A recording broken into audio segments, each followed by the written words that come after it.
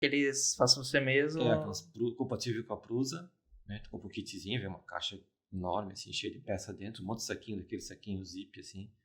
Arruela, 8, né? 0, não sei o que. Parafuso, 0, não sei o que. Parafuso, porca, blá, blá, blá. E aí tu pega um PDF com todas as fotinhas, instruções, e sai montando aquele negócio. Eu levei até montar e ajustar tudo 24 horas de trabalho. Assim, 3 dias de 8 horas inteirinhas. Mas aprendeu bastante coisa também, imagino. Aprendi um monte de coisa. Aprendi. O problema dela era os ajustes de tensão, de polia. Assim, eu nunca consegui não pode deixar frouxo e... Exatamente, a tensão certa, bem montadinha. Então, eu imprimia algumas coisas, ela começava meio que a perder o ajuste. Descalibrada. Aí tinha que mexer. Mas ela descalibrada, a impressão saía meio torta. Oi, pessoal. Eu sou o Diego Mas e eu tenho essa aqui para explorar comigo hoje o meu amigo Carlos Grau, arquiteto de software na BevTech, uma baita referência na área, muita experiência. Sobre o que a gente vai conversar hoje? Muita coisa legal. Vamos falar de IoT, de comunidades e mundo maker. Vamos conversar? Bora? Vamos lá? Bora.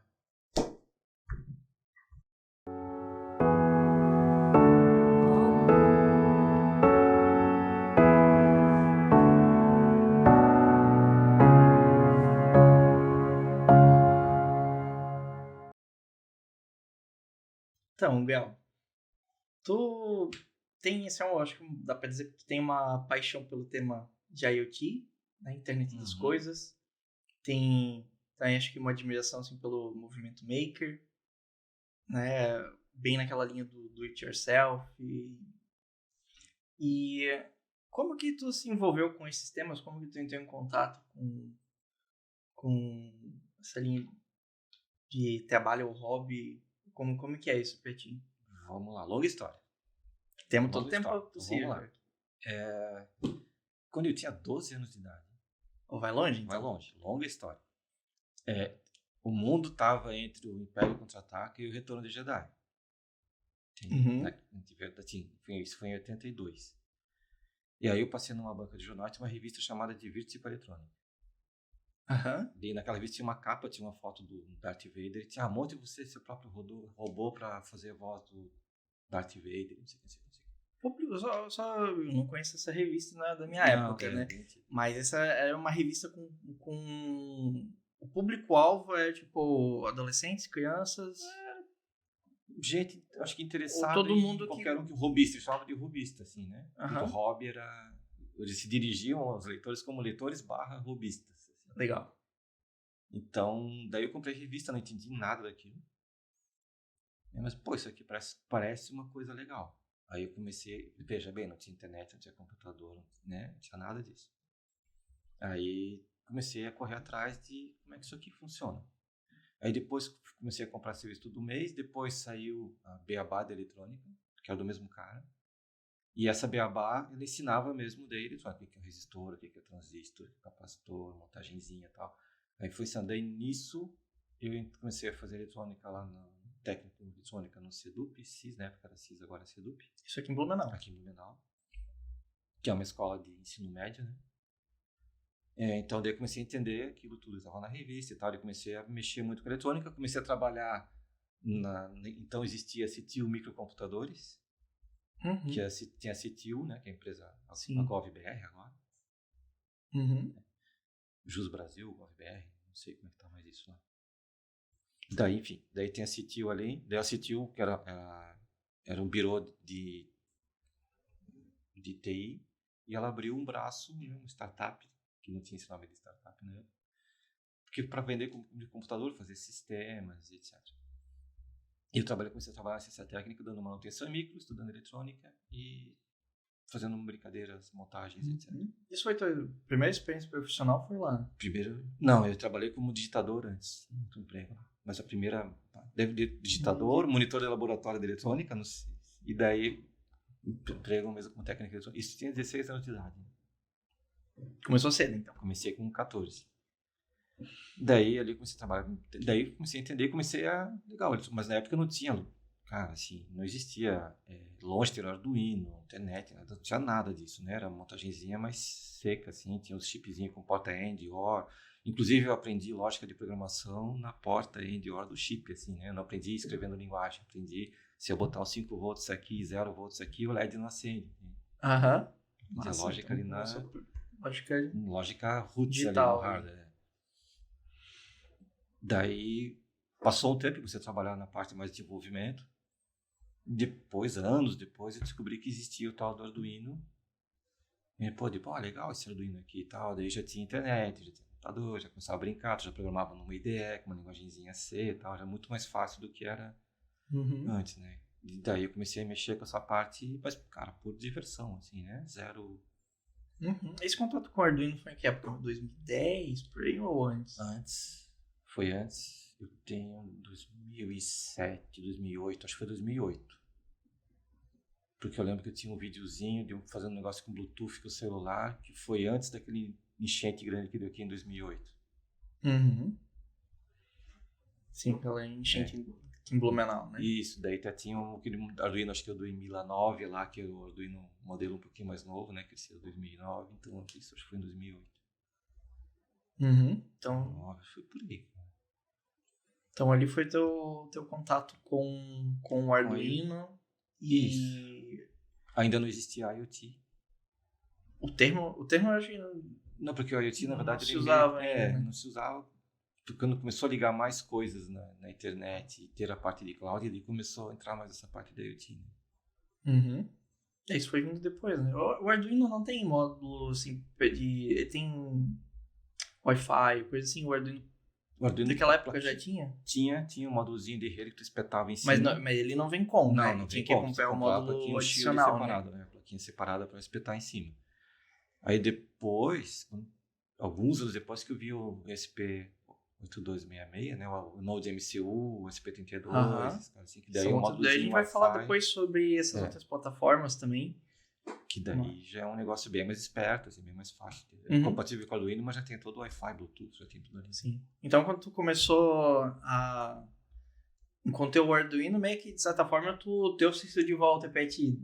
Fazia tempo que tu não brincava com eletrônica. Eu achei as minhas caixas de componente, minhas revistas de eletrônica. Tudo guardado. Tava tudo guardado lá no fundo do armário, peguei tudo aquilo de volta. Pô, que legal, como é que foi? Conta isso aqui. Meio que você reapaixonou pelo tema. Ele comecei a mexer de novo com a eletrônica. Pô, reacendeu a paixão pelo tema. Comecei a mexer de novo e ver aquelas coisas que eu mexia lá quando tinha 13, 14 anos de idade. Assim. E... a gente tem, assim, tem o... eu acho que, eu não sei de que época mais ou menos começou o movimento Maker, 2006, por aí, eu acho que já estava começando a se popularizar, né? E acho que começou muito nos Estados Unidos, ali, lá na região de São Francisco, né? Que tinha a Maker Faire, a gente tem uma revista Make, que até hoje é bem popular, que ela é meio na linha dessas que tu falou de... A Maker Faire é a maior feira do mundo, né? Isso. E aí... mas acho que começou em São Francisco, essa feira, né? E aí ela foi popularizando. E na região ali, acho que a Baía de São Francisco, acho que é a única que tem a maior densidade de espaços maker no mundo. Mas olha só, vamos voltar um pouco o que a gente vê da cultura americana que chega aqui por filme, né? Porque assim chega mais por filme. Sim, sempre chega depois, né? E geralmente no filme. Mas pega aqueles filmes, os caras sempre tem aquela garagem com serra-fita, com serrote, com não sei, o americano tem a garagem para fazer coisas. Sim, o carro deixa lá fora. Isso, e a garagem cheia de coisa que é o recanto do guerreiro ali. A garagem do cara para ele fazer as montagens dele. Tem isso, de você pegar um pouco da história dos computadores, aquele Apple I era uma caixa de madeira, assim. Tinha um clube de pessoas que ficavam montando computador, aqueles TRS-80, Apple I, Sinclair, aqueles antes dos ZX Spectrum, Sinclair ZX, aquela linha toda bem antiga lá de processador 8 bits e tal. Esses caras juntavam para tentar montar um computador. O primeiro Apple Zera lá com o Steve Wozniak que fez era uma caixota de madeira, assim. E assim, eram tipo... o protótipo todo feito à mão, soldado à mão, bonitinho exatamente, lá. Uma era de fio puxado, aquela desgraceira. Então, não deixava de ser meio que uma linha maker, assim, né? Sim, não tinha um nome ainda. Não tinha um nome, mas era aquela cultura de, vamos fazer um negócio, vamos explorar, vamos ver se a gente consegue, como é que funciona isso, trocar informação, né? Chegou até onde? Eu fiz isso aqui, acho que dá pra usar isso aqui, vamos tentar melhorar. Entende? Acho Hoje a gente tem muito desse estereótipo ainda, assim, você que começou fazendo o protótipo na garagem, né? Isso, Vem dali, né? Vem dali, né? A garagem, tem as garagens famosas lá dos Estados Unidos, aquela... Sim, o YouTube começou numa YouTube, garagem, o e Google assim começou numa vai, né? garagem, em cima de um chassi de Lego, sei lá o que, tem um monte de coisa assim. Mas, na verdade, é assim, né? Vamos montar isso aqui, ver o que dá. O Apple 1, ok, vamos tentar fazer um melhorzinho. Aí, talvez apresentaram para quem tinha dinheiro, ele começou, fizeram o Apple 2, o Apple 2 já virou um baita case de sucesso, e aí começou. Uhum. Então, acho que, mas começou lá, porque lá eles têm, assim, tem essa cultura de ter as ferramentas em casa, tudo, mas também porque provavelmente é mais acessível muita coisa, né? Com certeza. Isso até hoje continua sendo um problema aqui no Brasil, né? Isso, tem até um livro que eu esqueci o nome, que é justamente... será que essas pessoas seriam o que elas são se elas tivessem nascido em outro lugar? Ou no outro tempo? Né? Fora daquele espaço-tempo ali. Tipo assim, o Bill Gates estava ali quando a IBM fez o PC e ele tinha criado a Microsoft um pouco antes e tinha feito o QBasic, que foi no MSX.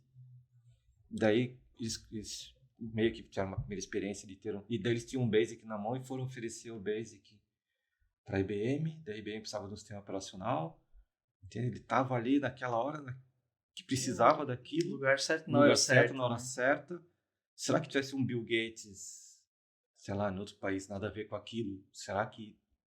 De repente tem um monte, assim, tem um monte de gente tão boa, até mais capaz que ele, só que não estava lá, não teve oportunidade, não estava no lugar certo, o ecossistema ao redor não tinha os ajudou em nada. contatos certos naquele momento, não né? tinha os contatos. Aí a importância do ecossistema, da comunidade, assim, que a gente vai falar isso pra frente, mas é isso que faz a coisa andar, entende? Tem um cara com uma ideia genial, só que ele tá sozinho, ele não tem como fazer, ou tá no lugar errado, não tem recurso. Só que criar esse ambiente depende de um monte de fatores, inclusive economia. Muita coisa, E aqui no Brasil... Academia, economia, tudo, né? Tem a parte acadêmica, universidade, fomento, empresa, uma educação que começa lá embaixo, para o cara chegar numa faculdade, um nível que ele consiga fazer, ter ideia e ter capacidade para desenvolver alguma coisa. Isso é muita coisa. Uhum. Então, e aí dessa cultura de meio que de ter os equipamentos em casa, fazer as coisas, as pessoas gostam de consertar as coisas às vezes com as próprias mãos, Sim. né? E aí, se tu tem tudo ali à mão, fica mais fácil, né? Agora, se tu não tem, aí tem que ir atrás, né? Aí já começa a ter dificuldade. E aí, nos Estados Unidos, acabou, quando começou a chegar a Maker Faire, começou a popularizar, isso aí já existia, né? Já existia essa cultura por lá, mas não tinha tanto esses espaços compartilhados com coisas que são novidades, tipo impressora 3D, coisa assim que é super caro antigamente, né? Então começaram a criar esses espaços que são os makerspaces, que a gente chama, né? E se a gente for ver, acho que tem um site que tem um mapa dos makerspaces pelo mundo. E a gente vai ver nos Estados Unidos tem tipo dezenas de milhares de makerspaces. E aí vai ver no Brasil que tem algumas centenas. Né? Aí vai ver aqui, vai dando zoom, aqui em Santa Catarina tem tipo meia dúzia, mas a maioria tá lá em Florianópolis. Não acredito. E aí... E quais tu acha que são os desafios pra gente popularizar esse conceito de makerspace? Porque individualmente é caro pra comprar as coisas aqui no Brasil, né?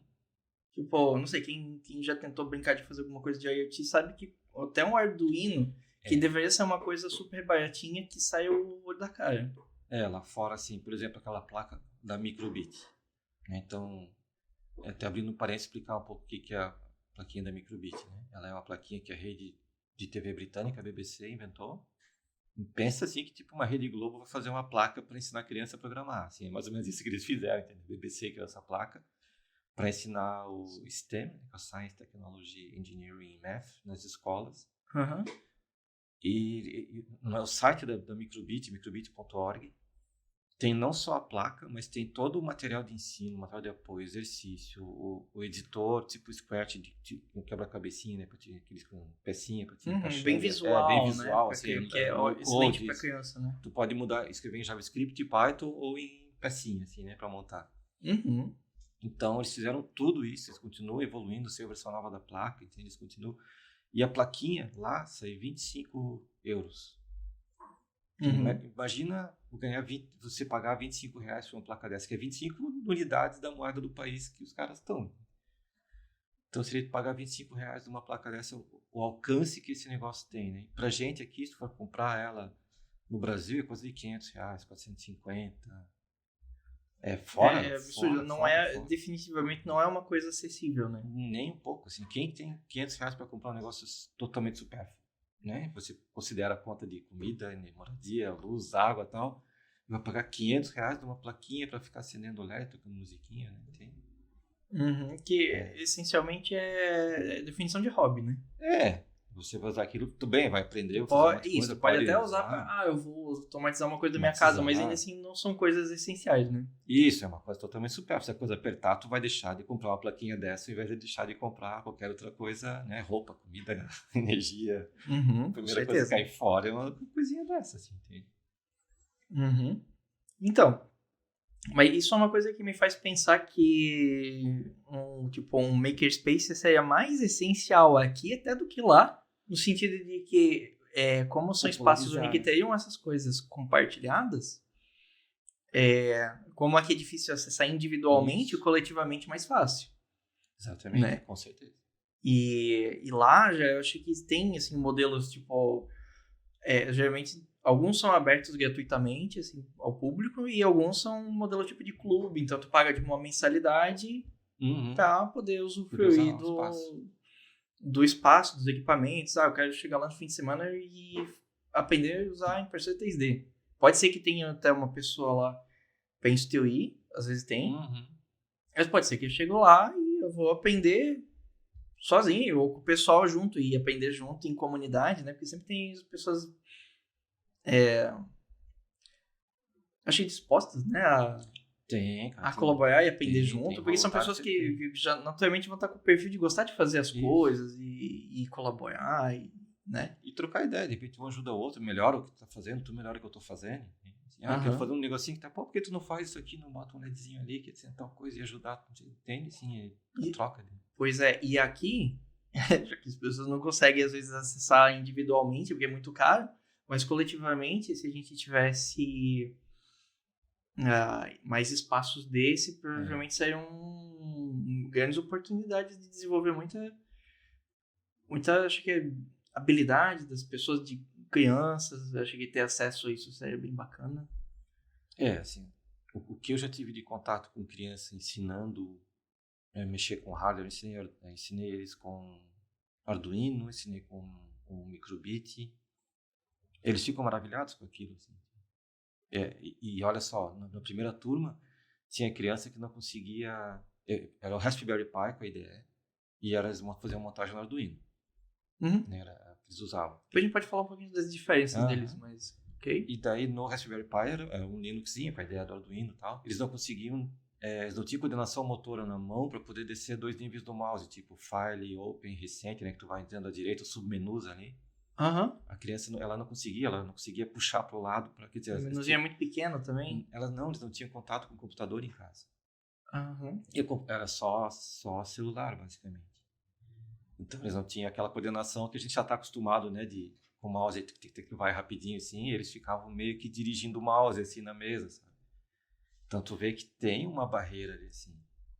E para eles aquilo é um negócio de outro mundo, assim. Eles ficavam esperando chegar a aula, mostrar para eles, fazer montagem, fazer o Hello World ali. Se eu pegar para uma criança assim, ó, faz aí, um print Hello World na tela. Ah, legal.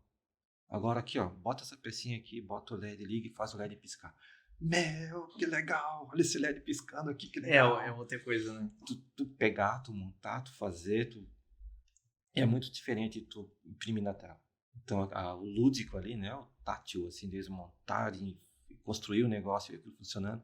E aqui naquelas aulas, a última aula era apertar o botão no Arduino e o cara do Raspberry Pi pular. Meio que tu fazer teu próprio joystickzinho, assim. Aquilo ali pra eles era assim... Olha aqui, tá pulando lá quando eu aperto aqui. Eu que fiz todo esse caminho aqui, desde pegar, ler o botão, montar, apertar o botão, passar o botão pelo USB, ficar lendo o USB e jogar pro Minecraft. Então, assim, era uma introdução, era um aperitivo, assim, do que a gente pode fazer, ele dá a noção do que existe para eles. É só meio que assim, olha que legal isso aqui, olha esse mundo que Às legal. vezes é a fagulha que É a precisa, Fagulha, assim, pra... que foi a revista que eu vi na banca lá em 82. Aquela coisa, aquela experiência, né? Que vai Isso. despertar, assim, talvez um interesse pra vida. Exatamente. E daí no final, meu único pagamento que eu pedi era só, ó, escreve uma carta dizendo o que tu achou. Cara, seriam umas cartas muito legais. Que legal, cara. Muito legal, assim. Tem elas todas guardadas. Tudo guardado. Ou assim, eu achei isso aqui muito legal, mas não quero trabalhar com isso, não. Beleza, cara. Tu já tira tudo isso aqui da tua frente. Então, todo esse mundo de lógica, pensamento lógico e tal, pra ti, né, tu é mais humano, assim, entende? Vai lá, de repente, tenta uma área mais de oratória, advogado, psiquiatra, né, psicólogo, sei lá, alguma coisa que mexe mais com pessoas, tal, que teu negócio é mais gente. Que é legal que ele, apesar de que basicamente as profissões hoje precisam, né, ter um pezinho, né, na área de TI ali, né? Mas o que ele gostava mesmo, isso aqui eu achei muito legal, mas eu não me vejo trabalhando, sentado e trabalhando nisso aqui. De repente esporte, sei lá, o que fazer. E outros assim, meu Deus, quando é que abre um programa aqui, Blumenau tem o Entre 21 que é para ensinar, né, para profissionalizar mais os jovens e adultos ali. Eu comecei por ali. Exatamente. Quando é que abre Entre 21, tem que ter 16 anos, pô, então eu já vou começar a olhar algumas coisas até lá para quando fizer 16 poder tentar entrar, entendeu? Se quer seguir aquilo. Numa dessas se muda, assim. Eu já vi, a gente conhece pessoas que entraram, né, estavam num outro mundo quando entraram na área de TI e mudou totalmente a vida, assim, né? E de repente algumas crianças dessas podem mudar de vida com aquela aulinha que a gente dá ali, voluntáriozinho, de 2 horas por semana, sei lá o que, pode... Não apenas isso, né? Porque tem... além de estimular criatividade, no geral, assim como o Lego é um excelente brinquedo para estimular a criatividade hoje, só que o Lego é um brinquedo estático, né? Eu montei muito Lego.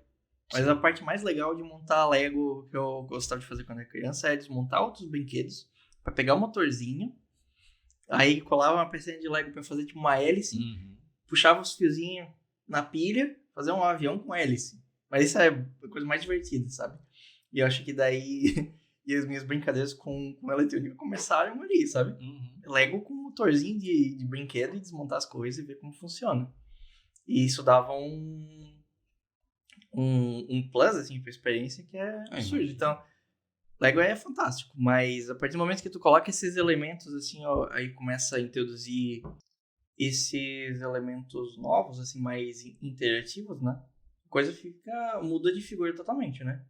Totalmente. E eu acho que é isso que tu tem tido essa experiência ali ensinando crianças. E como que foi que tu começou a se envolver com ensino? Ou não sei se são aulas voluntárias. Como é que tu se envolveu com isso? Como que tu gosta de ter isso na tua vida? Cara, se são aulas voluntárias, eu me envolvi, nem sei dizer, especificar se foi por causa disso. Tipo, foi acontecendo. Foi acontecendo. Eu queria que mais pessoas tivessem acesso a esse mundo. O que é legal? Como é que eu entrei aqui? O que é... Eu me baseando por mim, assim, eu comecei lá com o hardwarezinho simplesinho, de acender coisinha, fazer barulhinho, bem básico. Funcionou comigo. Quem sabe funciona com mais gente, entende? Foi mais ou menos essa pegada. Pegar umas crianças que não pode ser muito pequena. Inclusive, a gente fiz uma turma que estava misturado, criança tipo 6, 7 anos com maiores, 12, 13, não dá muito certo. Porque são cabeças muito diferentes, assim. Então, eu peguei uma turma de 8º ano, que é essa antiga 7ª série. Deve ter seus 12, 13 anos ali. Então, ali foi bem legal, porque eles já têm uma maturidade, assim, já conseguem ter um pensamento formado direitinho. Mas turmas mais novinhas, assim, nessa faixa de 6 a 8 anos, se tiver todas nessa faixa, tu também consegue desenvolver... Sim. Talvez de uma forma um pouco mais simples. Eu fiz uma turma junto com o Alexandre, que trabalha com a gente lá na Ambev. Inclusive foi o primeiro entrevistado do podcast. Isso, já participou aqui, E a gente fez uma turma para ensinar crianças com habilidades especiais. Assim, né? Legal. De vários níveis, assim. Mas bem tranquilo.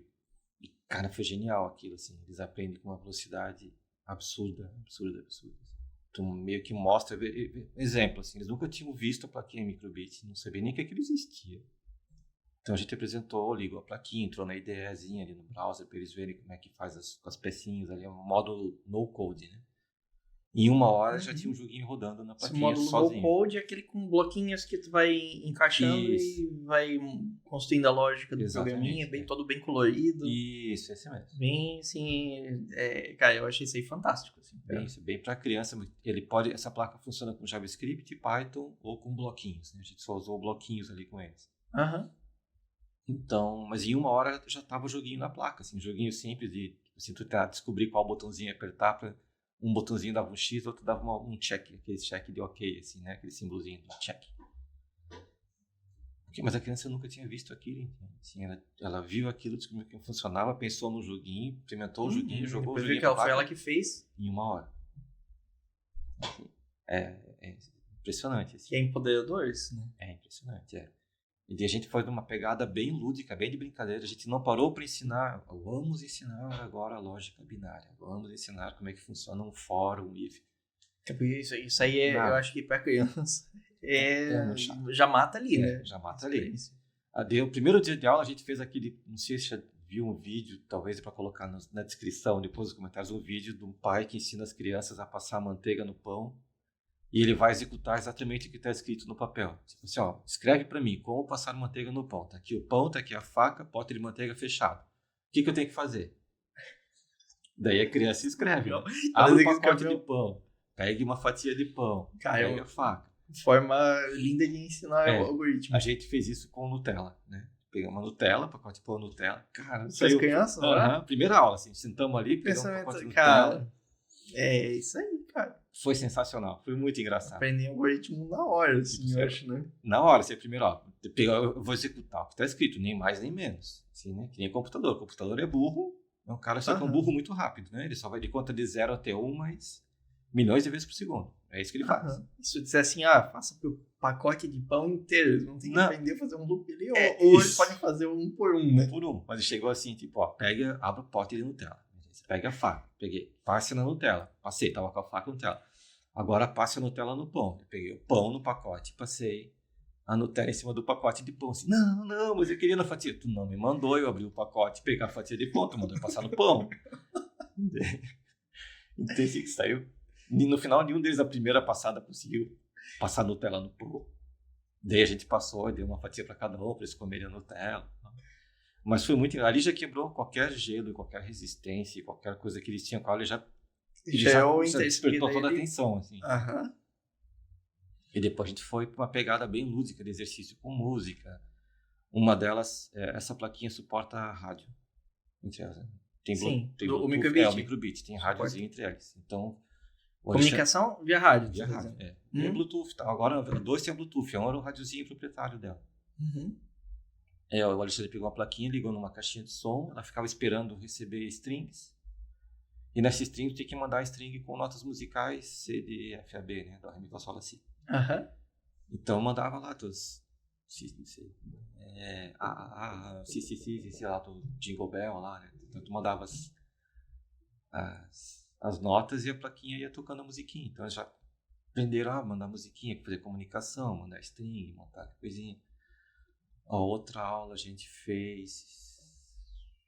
não lembro qual foi a terceira. A última aula a gente montou... Isso foi legal também, que a gente pegou o pessoal mais novo e ajudou na montagem física, que era fazer uma estrada num papel. Você pegou um papel pardo, aqueles marronzinho ali, né? Fizeram uma estrada.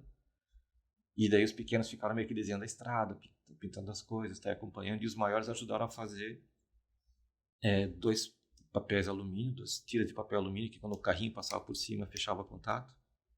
E para medir a velocidade, pegava a passada, e pelo tempo e a distância que estava 1 metro ali, a gente conseguia calcular a velocidade do carrinho entre os pontos, né?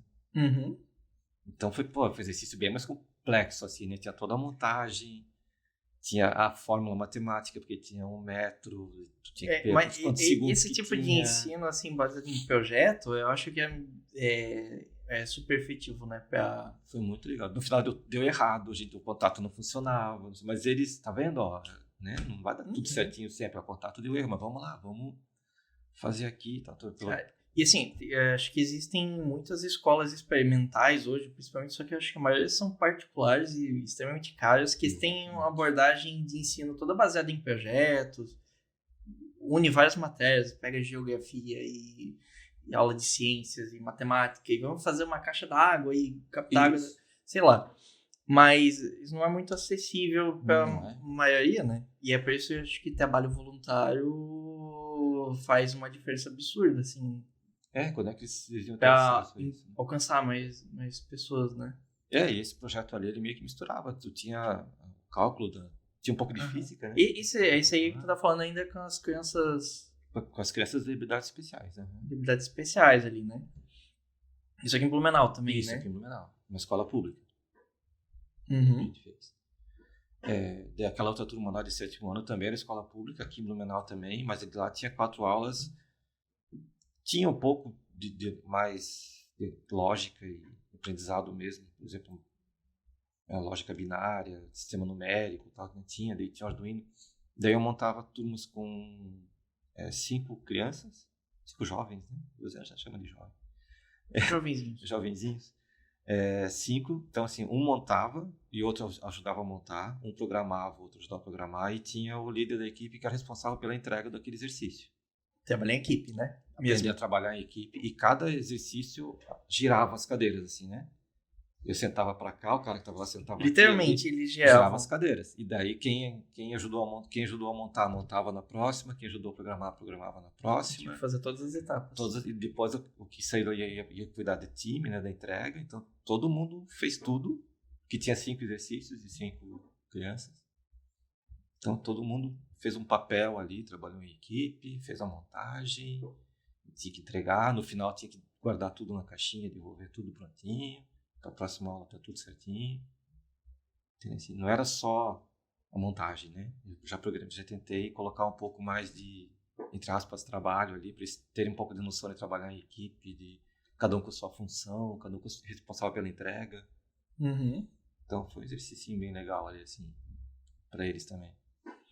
E ali era Arduino, Raspberry Pi e se tu pegar o Raspberry Pi, tem uma versão especial do Minecraft para Raspberry Pi, que é free, e ela integra com o Python. Então elas conseguem programar... Então tu consegue mandar comandos para o Raspberry Pi, tipo, pegar o X, Y e Z do teu personagem, mudar o Z, né, fazer ele pular, andar ele para frente, para trás. Construir uma coisinha. Tu pode fazer tudo via script no personagem. Então daí isso que eu integrei. O último exercício era apertar um botão no Arduino e o personagem do Raspberry Pi pular. Tinha um problema ali, que quando tu abria o Raspberry Pi, a aula acabava. Porque eles só queriam ficar jogando. O Minecraft, né? Cara, Minecraft E o Minecraft é uma ferramenta educacional muito boa também, né? Dá pra fazer muita coisa com ele. Mas acho que isso é um bom gancho pra gente falar um pouco sobre as diferenças dessas várias plataformas de... A gente pode chamar de plataforma de prototipação ou na verdade, são todas meio que para prototipação, ensino. Serve. E até o Raspberry Pi, ele foi bem... Ele é $35 lá fora também, né? Também era para disseminar a informática. Foi criado na Itália, né? Mas o Arduino na Itália, o Raspberry, acho que na Inglaterra. Pode ser, mas Porque a gente mencionou antes ali o Microbit, aí o Microbit é exclusivamente educacional, né? Isso. Mas os outros todos ali, o Arduino, o Raspberry Pi, o ESP8266, são todas plataformas que servem tanto para robistas. Então, brincar, aprender eletrônica, serve para... Todas elas servem, eu acho, para ensinar eletrônica também. Né? Mas elas são bem diferentes umas das outras, né? Inclusive na faixa de preço e nas capacidades que elas conseguem fazer, né? Com certeza. Então, vamos lá, assim. A BBC, essa placa da Microbit, ela já vem ela é focada em educação, mas ela consegue fazer protótipo, ela tem um monte de pino de I/O para controle digital, Tem também? tem um slotzinho que você consegue colocar ela abre um barramento daí bem completo, assim. Então Legal, eu achei que é mais simples. Não, ela chega no nível de um Arduino, de um SPC, dá para controlar bastante coisa. A gente até tem um carrinho, um Bluetooth, um carrinho completinho, tu compra o kit lá fora, só espeta a placa nele, ele comanda tudo, pega a parede, né, aqueles com sensorzinho ultrassônico para não bater na parede, tem tantas coisinhas, é bem legal. Então, essa plaquinha da Microbit, ela tem sensor de microfone, tem um buzzer, né? Só faz uns barulhinhos. Isso já vem junto no pacotinho? Na plaquinha. Ah, ela tem na plaquinha, soldado na placa. ela tem... Acelerômetro, tem Bluetooth, tem... acho que tem bússola, sensor de temperatura, acho que não me engano é tudo isso. Tudo na placa já prontinho. E 25 LEDs, né? Uma matriz de 5x5 de LED também. Então, uma placa bem completinha, tu consegue fazer um monte de experiência legal já, sem ter que comprar nada adicional, isso. assim. Ela é bem legal. Essa é uma delas. A gente fez um jogo de batata quente, uma das aulas que eu lembrei agora. Batata quente? Sabe aquele da batata quente que tem um tempo, que a batata que joguinho de criança, ele tem que jogar passando pro outro, e que quando acabar o tempo, que tiver com a batata na mão, morre. Então, o joguinho, ele sorteava um tempo, e desenhava uma pedrinha assim no LED. Quando mexia na placa, tem sensor de movimento, né? Quando mexia na placa, mandava a batata pro outro. Daí eu mexia na placa e mandava pro outro. Então ficava. Mas mexia com o acelerômetro, tinha que chacoalhar assim. Só chacoalhar um pouquinho a placa, já saía de ti, uma coisa e já mandava pro outro. Então tu tinha que ficar jogando pro outro e quando acabasse o tempo, aparecia uma caveirinha assim, dizendo que ele morreu com a batata na mão ali. Era bem legal, tipo joguinho assim com as criancinhas, é bem legal, assim. Que repete aquele jogo que eles faziam antigamente, né? Não sei se ainda brincam disso hoje em dia. Porque eu nunca vi ninguém fazendo. Então... acho que hoje em dia esse jogo ficou pra trás, mas com a versão eletrônica dele é legalzinho, assim, foi bem divertido. Daí, essa placa da Microbit é assim. Aí o Arduino é a plataforma acho que é a mais antiga que popularizou esse conceito de plataforma de prototipação, acho que foi a primeira, não sei se teve uma antes, que veio nessa pegada de facilitar, ter todo o pacote, assim, né? Tem uma plataforma, entre aspas, acessível de preço, com uma IDE feita para isso, com bibliotecas, com suporte a placas de extensão, que tu pode espetar outros sensores e aumentando, né? Que nem tu falou do Lego ali, das peças que tu colocava a mais, a lógica mesmo para Arduino, assim, também, né? Acho o Shield que tu vai espetando ali. Daí Arduino já é uma sua prototipação para aprendizagem, mas é um foco mesmo, talvez mais maker, assim, eu não lembro do Arduino.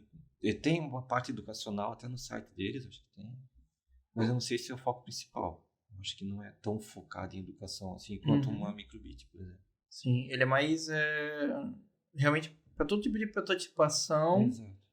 E aí, tanto que eu acho que um dos diferenciais dele é a extensibilidade, porque daí tem um monte de módulozinhos prontos já que tu consegue comprar que são compatíveis. Eu já vi muito todo tipo de sensor. O Alexandre comenta ali que você monta tudo, testa, depois você programa o chip, tira ele do Arduino e faz uma placa específica pro que tu quer com sensores, manda produzir e então, coloca o chip, daí porque por qualidade industrial, assim, né? O Arduino não aguenta um ambiente hostil, assim. Sim, ele em si é frágil, mas ele é prático. Exatamente. É isso, né? Fácil, fácil. Então fácil você consegue pegar, fazer todo o teu... tem aquelas... como chama? Protoboard, né? Isso, protoboard. Isso, tem aquela protoboard, tem os pininhos tudo liguei. Tem o meu protótipo funcionando, os LEDs estão acendendo e tudo bonitinho. Aí agora eu tenho o desenho, tenho o esquema do que eu quero fazer. Tem a programação do chip. A programação no chip pronto. Aí agora a gente pega isso, daí provavelmente aí depende, normalmente eu imagino que vai fazer o quê? Contratar alguém que vai transformar aquilo num design mais industrial mesmo. Se a pessoa não souber fazer, contrata alguém. Mas hoje em dia, aí vai pegar o mesmo processador, só que daí vai ficar uma plaquinha, manda fazer uma plaquinha customizada, exatamente. Mais ou menos assim. Essa pegada, exato. E aí isso aí facilita, imagino, muito, assim, pra prototipação de equipamento e coisa. Com certeza. Teste, né? Fica barato pra testar. E ao mesmo tempo, o que torna legal pra ensino é porque ele é barato, né? Comparado com outros. Ele é uma plataforma de barato. Mas tem o próximo, que eu ia falar, que é o ESP8266, né? Que o Node MCU. O MCU não é o Marvel Cinematic O Node Universe. MCU é a plaquinha, né? É uma plaquinha que tem o SP8266. O SP8266 é um módulo Wi-Fi, assim, com mais um controladorzinho ali. O MCU não tem nada a ver com o Marvel Cinematic Universe, é da plaquinha, né? Daí tem o Node MCU e tem o SP32, que é uma evolução desse Node MCU, daí com 2 cores de processamento e Bluetooth junto também. E ele é desse tamanhozinho, né? Eles são bem pequenininhos, deve ser 3 centímetros por 10, talvez, uma coisinha assim. E eles são, um Node MCU aqui no Brasil hoje você compra por uns R$40. Esse é acessível. Esse é ok, assim, né? Tem aqui R$40. E já tem Wi-Fi, já tem um monte de pin, né? Pra te ligar no próprio board. Tipo, ele é muito parecido em capacidade, assim, com o Arduino, né? Ele é até mais forte que os primeiros Arduinos. Tem mais poder de computação. Ele já vem com Wi-Fi, né? Que já é uma bela vantagem hoje. Uma coisa boba, mas o que incomoda o cabo USB dele é aquele cabo USB de celular, que facilita bastante. O Arduino é aquele cabo USB-A, um cabo USB de impressora, assim. Que é mais difícil de achar, mais caro. É mais antigo também, né? Então, foi aquele cabinho de qualquer carregador de celular, você liga ali nele. Não USB-C, mas aquele micro USB, né? Um pouquinho mais antigo, mas espeta nele. Então, tem essa plataforma ali do SP32 e do Node MCU. Sabe que o Node MCU eu usei para fazer o meu TCC da faculdade? Cara, ele é muito... Fez um protótipo de tomada inteligente. Sabe essas tomadas que é tipo um adaptador, tipo um Benjamin, assim, só que com Wi-Fi? Sim. Tem Aí, só que o meu é um protótipo, né? Então é dentro de uma caixa de sapato com uns fiozinhos de extensão, assim. E lá dentro tinha um Node MCU com um monte de coisinha de eletrônica pra... Tem uns módulos, tipo aquele Sonoff. Sabe o Sonoff, ela que tem Tinha um Sonoff dentro, inclusive. Lembra disso? Porque dava pra ligar e desligar os equipamentos remotamente. Esse era um dos features da tomada. O Sonoff... Tem umas plaquinhas equivalentes ao Sonoff que tem o SP8266 nela. Pode ser também. Porque justamente é um modulzinho Wi-Fi que eu falo ali. Tu pegar tem uma dessas da China lá que é um SP8266 disfarçado ali. Sim. Só assim pra contextualizar, assim, o Sonoff é o quê? Ele é uma plaquinha com tipo um relé. Isso, tem um módulo de Wi-Fi com um relézinho. Um relézinho e daí ele consegue cortar a passagem de energia ou ligar de novo. É um interruptor. Igual um interruptor da tomada, só que a gente consegue controlar ele. Então daí pra fazer automação do tipo liga, desliga a luz e coisa assim, né? Daí tu integra com as Alexas, Google Home da vida. Depois vamos falar sobre a Alexa. Então, vamos falar sobre a Alexa. Exato, é um cara que se integra bem com eles. Isso daí tem o Raspberry Pi, que daí numa versão no começo ali ele custava 35 libras. Também era um valor ok lá, bem acessível para fora. E ele já é mais uma pegada é um computadorzinho, assim, né? Tem um computador com quad-core, 1 GHz de velocidade, de processamento, já tem versão com 8 GB de RAM, se não me engano, 16 até Raspberry Pi 4. Já tem aí interface de rede, Wi-Fi, assim, é um computadorzinho que roda Linux. Um computadorzinho desse tamanho, assim. Que roda Linux. Tem uma versão dele que, inclusive, é quase que só o teclado, ele está dentro do teclado. Então, o teclado já tem cabo HDMI nele, alimentação. Só põe o tecladinho na mesa, espeta na TV e sai usando. Ele roda o Linux, o Raspbian, que é uma versão do Debian, que roda dentro dele. Entre outros, tem outras versões de Linux que ele suporta também. Cara, ele roda muito bem, tá? Assim, naquela aula ali, eles abriam a IDE do Arduino, o ambiente de desenvolvimento do Arduino, no Raspberry Pi e usava tranquilamente, assim, não precisa mais do que aquilo. Então roda o próprio ambiente de desenvolvimento dentro da própria plaquinha, programa para ele mesmo. Não, a gente abriu a ideia do Arduino no Raspberry para programar o Arduino. No Raspberry para programar o Arduino. Isso. A ideia do Arduino no Raspberry. Exatamente. No caso, eu usando como computador mesmo. Usando como computador, ligava no monitor. Tem um notebook ali, tem o próprio... Isso. Teclado e mouse no USB dele, monitor no HDMI, era um computadorzinho. Funciona bem, assim, deu conta. E ele também tem as extensões ali para os pinos, tudo para ligar sensor e tudo mais. Ele tem um barramentozinho com portas de I/O ali, né? Só para ligar motor, sensores, etc. Mas ele não tem nada na placa, né? Ele só tem um barramento. Tem um barramento. Mas aí os sensores que a gente usa para Arduino são compatíveis com os do Raspberry? Normalmente não são. Não sei, cara. Nunca tentei ligar no Raspberry, porque se queimar isso é bem mais caro. É verdade, isso é um problema. Só faz as Você besteiras tem da ideia de plaquinha quanto que tá barata. custando mais ou menos um Raspberry aqui no Brasil? Nossa, cara. Porque eles foram aumentando. Não, muito caro. Absurdo, assim. Muito caro. Ele tá mais de R$1.000. Fácil, assim. O negócio fácil. que é pra ser 35 libras. Exatamente. É complicado, né? Tem imposto de importação. É muito caro. Coisa aumenta. É ridiculamente caro. Assim, torna inacessível. O Arduino, que é tipo $20 ou 20 euros, chega aqui por. Tá quanto? O Arduino tá né? 100 e poucos reais. 120, 130. Isso parece um Mercado Livre, assim. Aham. Esse é um pouco. Tá mais acessível. É. E o tem aqui, Node MCU é 40. O Arduino é bem comum vir em kits, né? Tem kitzinho de robótica, e aí o kit já vem com um monte de coisa. O kit é legal, né? Porque já vem com display, botão, LED, motor, sensor. E já vem normalmente com um monte de laboratórios assim prontos, né? Vamos construir um robozinho aqui, não sei o quê. Vamos construir um sensor de porta para ver se a porta está aberta ou fechada, sabe assim. Normalmente vem já com tipo Lego, que tu compra o Lego, já vem aquele manualzinho com umas montagens sugeridas, assim. Uhum. Esses kits de robótica também normalmente já vem com várias montagens sugeridas que usa todas as peças, depois tu faz o que tu quer.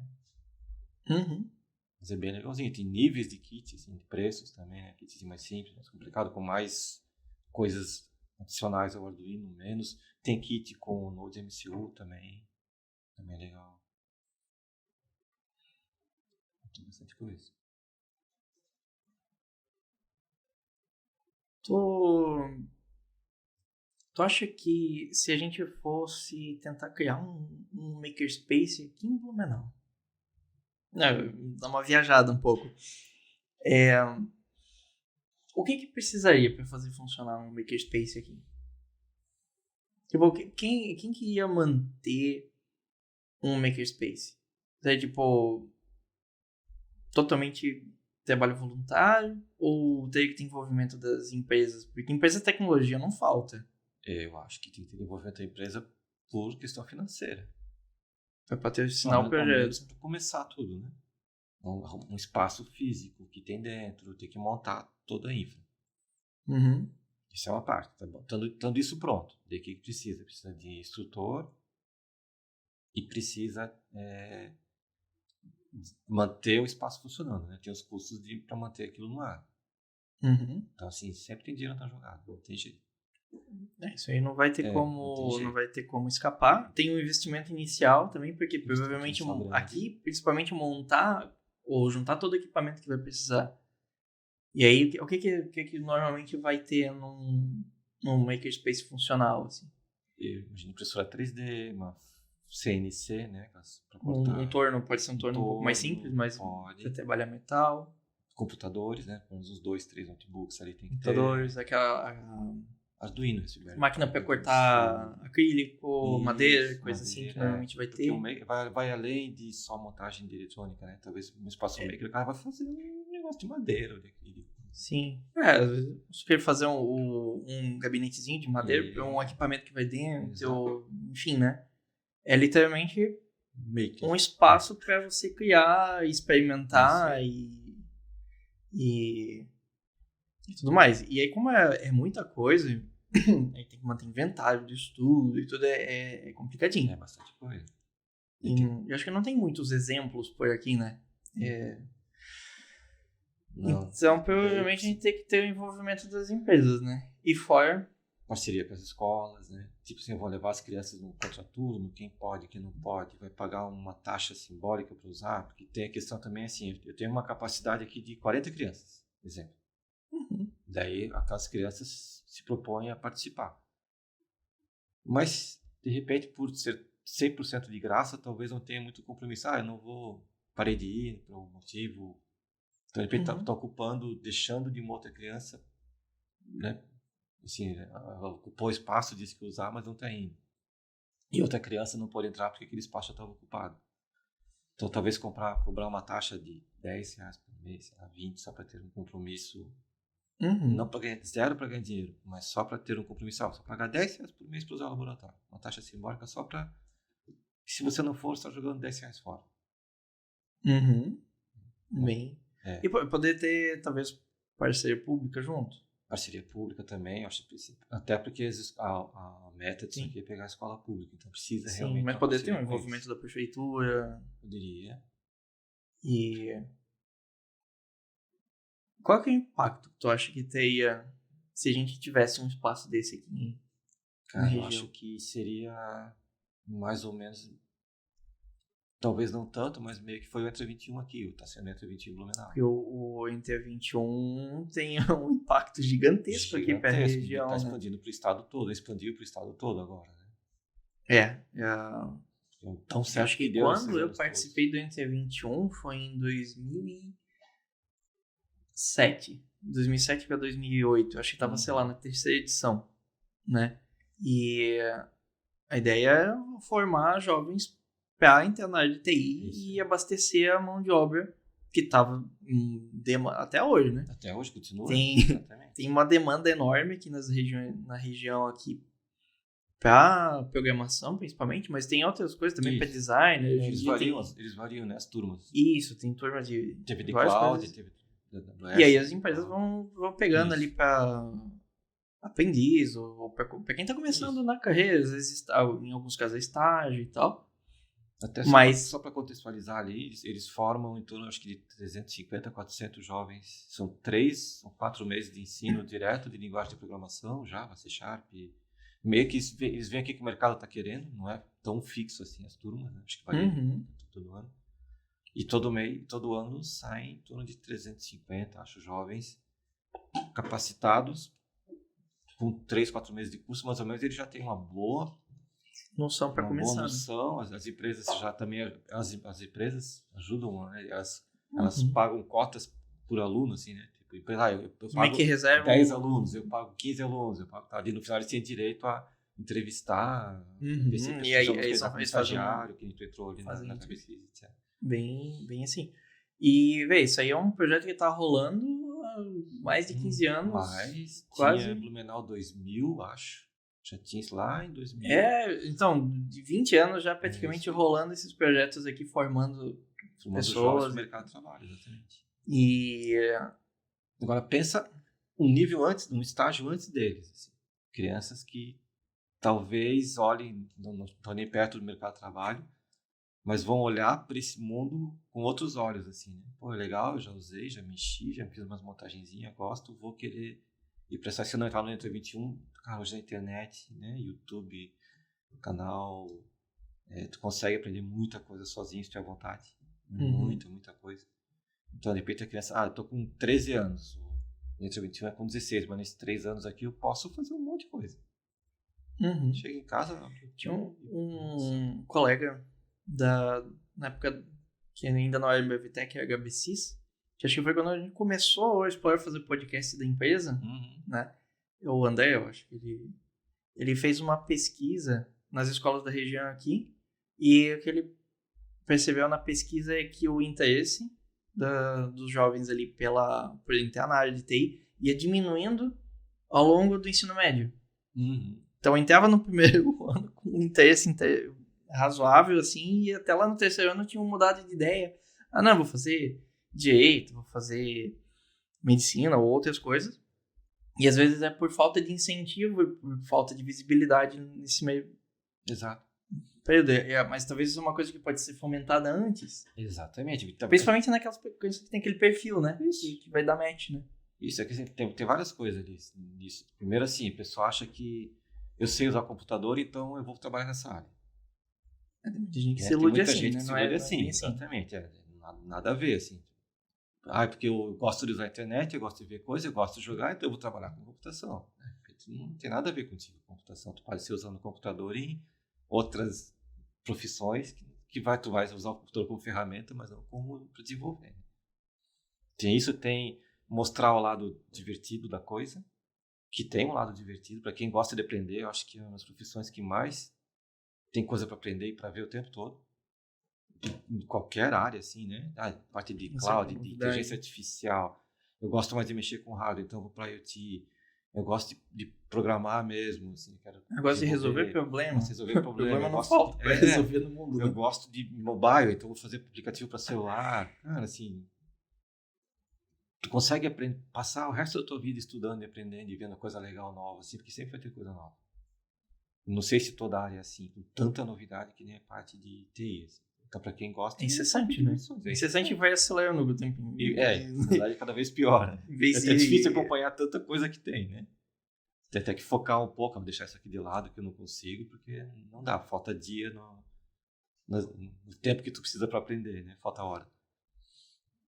Mas, então assim, essas coisas talvez não cheguem neles, né? O que tem de coisa legal para fazer, todo o mercado que tem esse esquema de usar computador versus aprender a programar. Acho que tem um monte de coisa nessa pesquisa ali que é legal, assim, e talvez falta mostrar mesmo. Que nem até o exemplo daquela menina que fez a aula comigo, falou, achei muito legal, mas não quero. Uhum. Ótimo. E ok. Ótimo, já resolveu um problemão para ti. Né? Assim, já Com tá certeza. focando um pouco mais no caminho que tu vai querer quando crescer mais. Uhum. Sabe que tem tem alguns projetos de lei, eu acho que tipo em São Paulo, por exemplo, eles estavam fazendo um projeto para vamos ensinar robótica nas escolas públicas, né? E daí tem, acho que todo um problema ali de que esbarra naquilo que a gente estava conversando antes, de às vezes chegar ao equipamento e não ter, e tem uma diferença entre, beleza, toda escola agora tem tem kits de Arduino, vou ter professor para isso? E aí isso é difícil fazer acontecer, né? É difícil. Tem 2 problemas aqui. Eu não sei, essa gravação vai ficar mais pra frente, mas agora teve um caso aqui no Brasil de desvio de verbas de kit de robótica que não chegou nas escolas e alguém lá em cima desviou essa grana. Uhum. Que é um problema. Então, assim, equipamento nem chega na escola. Mas quando chega, às vezes tem um professor, eles treinam, eu acredito que eles devem dar uma treinada inicial em alguém para mexer com aquilo. Mas se essa pessoa sai, normalmente tem casos que ficam vários kits lá e ninguém sabe o que fazer com aquilo. Uhum. Então eu tenho as crianças que poderiam estar mexendo, crianças jovens que poderiam estar mexendo com aquilo. Eu tenho o hardware, ali, material disponível, mas não tem quem pegue aquilo e vem cá, vamos aprender, vamos usar isso aqui, vamos ver o que dá para fazer. Tu acha que tem solução a esse problema?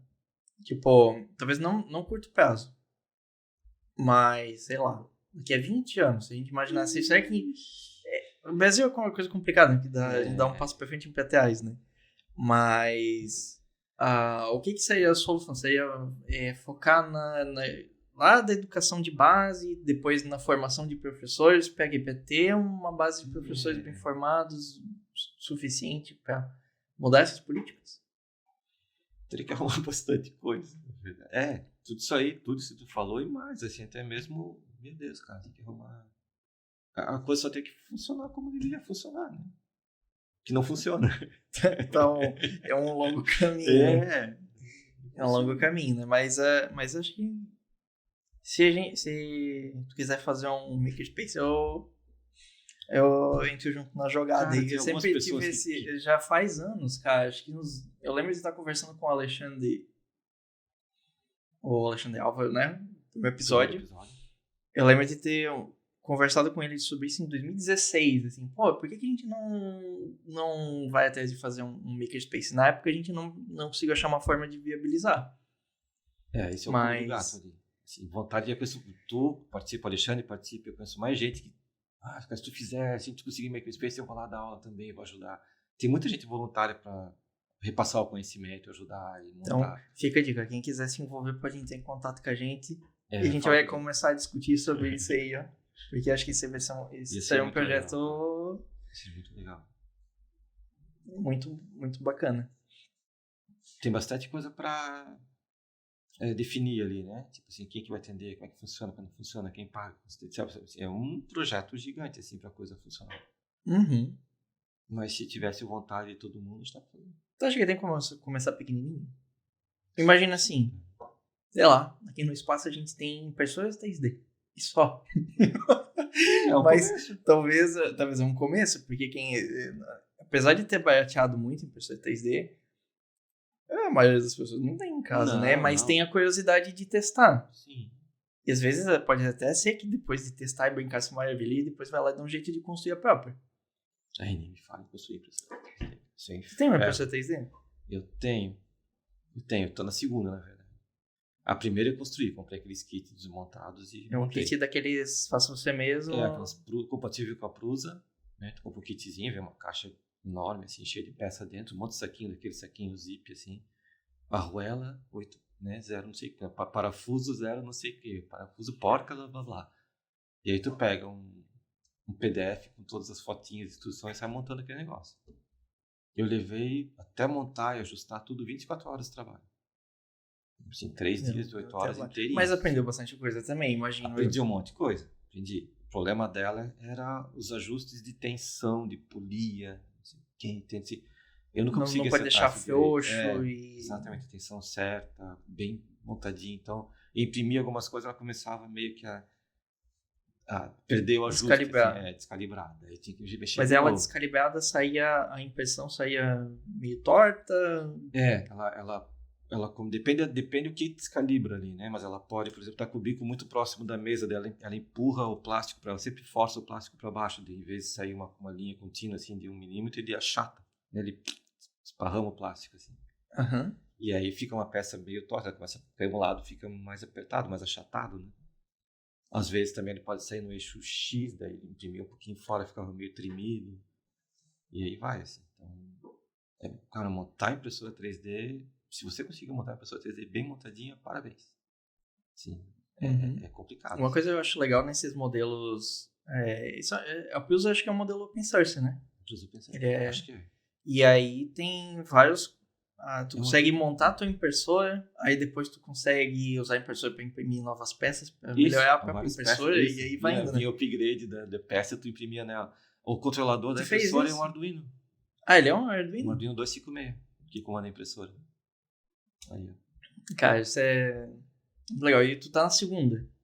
Dei aquela lá, eu doei. Tinha um cara empolgado assim, ó, tá aqui, tá desse jeito, à vontade. Se tu se arrumar, imprime, que você quer. Eu sei que era um cara envolvido com escola também, você queria fazer um bom uso daquilo, assim, também. Não dei pra uma pessoa ficar montando coisinha pra ela, assim, também vai me ajudar a ensinar outros. Né? E daí agora eu comprei uma segunda montadinha, assim, tira da caixa, põe na tomada, põe o filamento e sai imprimindo. E essa tá... Perfeito. Que tipo de coisa tu costuma imprimir com a tua impressora 3D? Eu comprei ela para poder imprimir, normalmente, caixinhas para as coisas que eu monto. Para os teus projetos, tipo com Arduino ou com Raspberry? Normalmente apoio para as coisas que eu faço.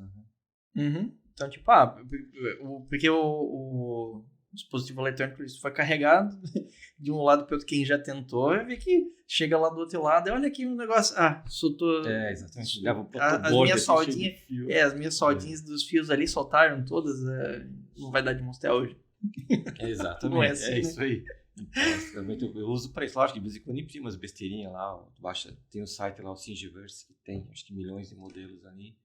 É o Open, bonequinho e coisinha assim. Coisinha para casa. Esses dias eu imprimi um suporte para celular que vai no carregador, na tomada direto. Ou seja, que você põe o carregador, aí o próprio carregador segura o suporte do celular, e tu coloca o celular aqui. Tem um modelinho pronto já. E o cabinho só já fica, então ele fica autossustentável ali no próprio carregador, segura o celular na tomada, assim, não precisa botar na mesa, no chão. Aí o celular fica pendurado. Então serve para essas coisinhas, mas tu usa mais como apoio para os teus outros projetos daí de IoT ali. Isso.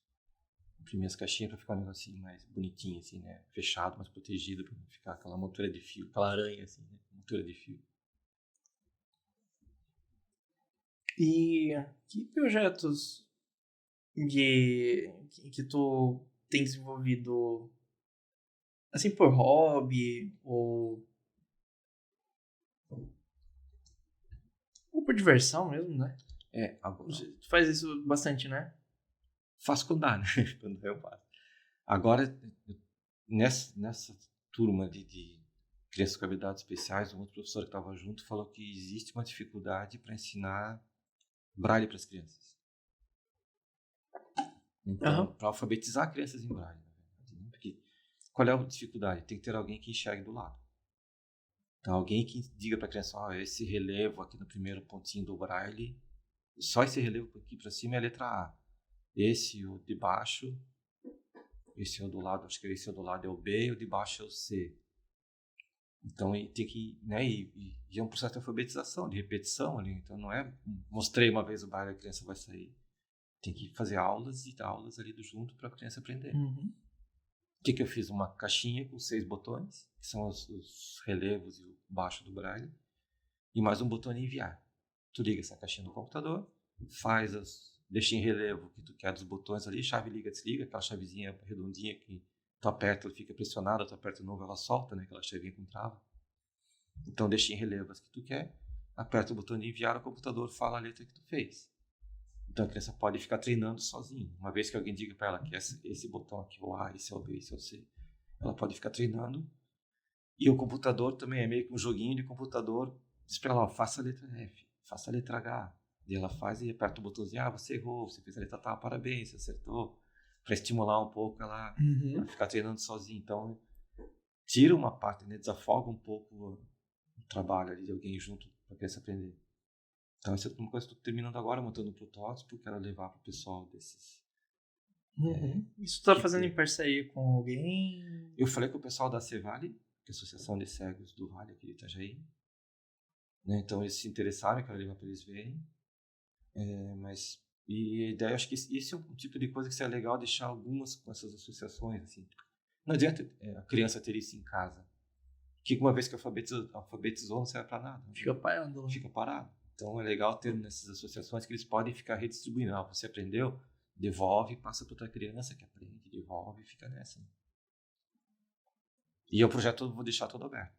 Esse vai ser open source. Open source, isso eu achei fantástico. Só o site, né? Não precisa instalar nada na máquina. Abre o browser no site lá e espeta o USB e sai usando.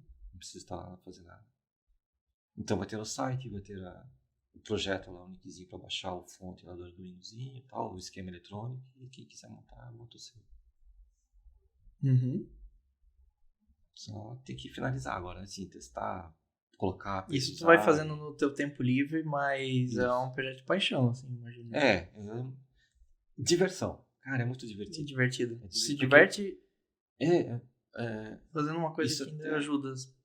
Tem um lado, né? Lógico, de ajudar alguém, mas tem um monte de coisa que eu uso ali, eu não usaria no meu dia a dia, assim. Eu aprendo muita coisa com isso. Até vale como dica para qualquer projeto fora do teu trabalho, da tua empresa, para quem está ouvindo aqui. Né? Por exemplo, eu nunca tinha usado, eu fiz tudo em JavaScript no browser. Eu nunca tinha usado API de serial, web serial. Nem sabia que existia uma API para ler direto da serial pelo browser. Também não. E a Speech API para fazer ele falar. Também nunca tinha usado em JavaScript. Então, assim, na web serial, tu manda ele abrir uma porta USB e ficar escutando o que está vindo dali.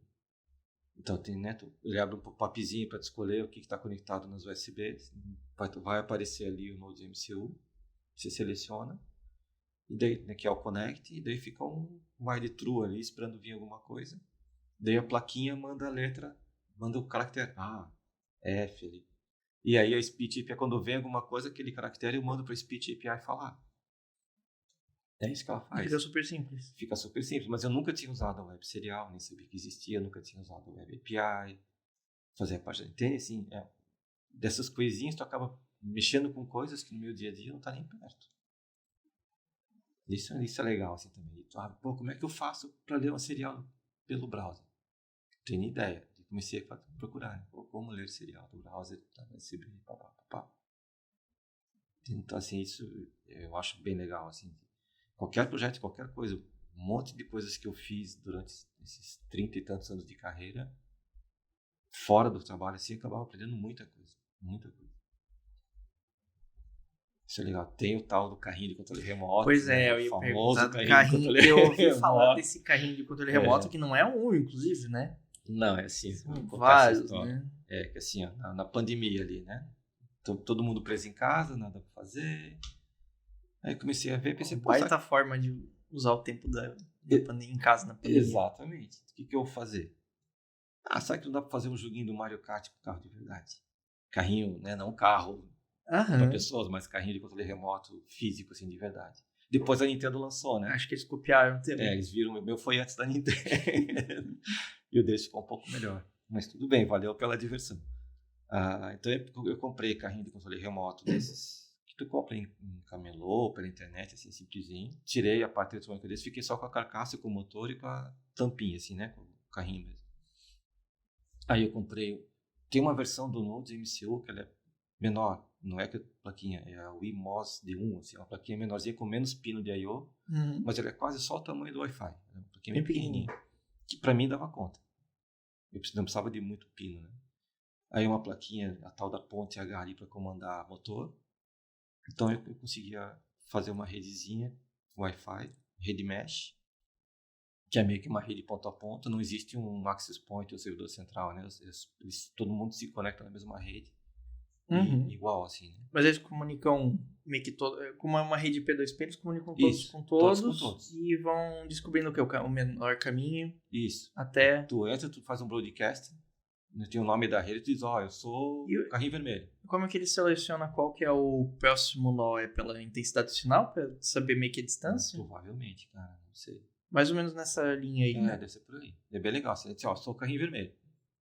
E aí todo mundo sabe que, entrou o carrinho vermelho na rede. Eu sou o celular do Grau, eu sou o celular do Diego. Né? Porque eu fiz um programinha Android ali para comandar os carrinhos.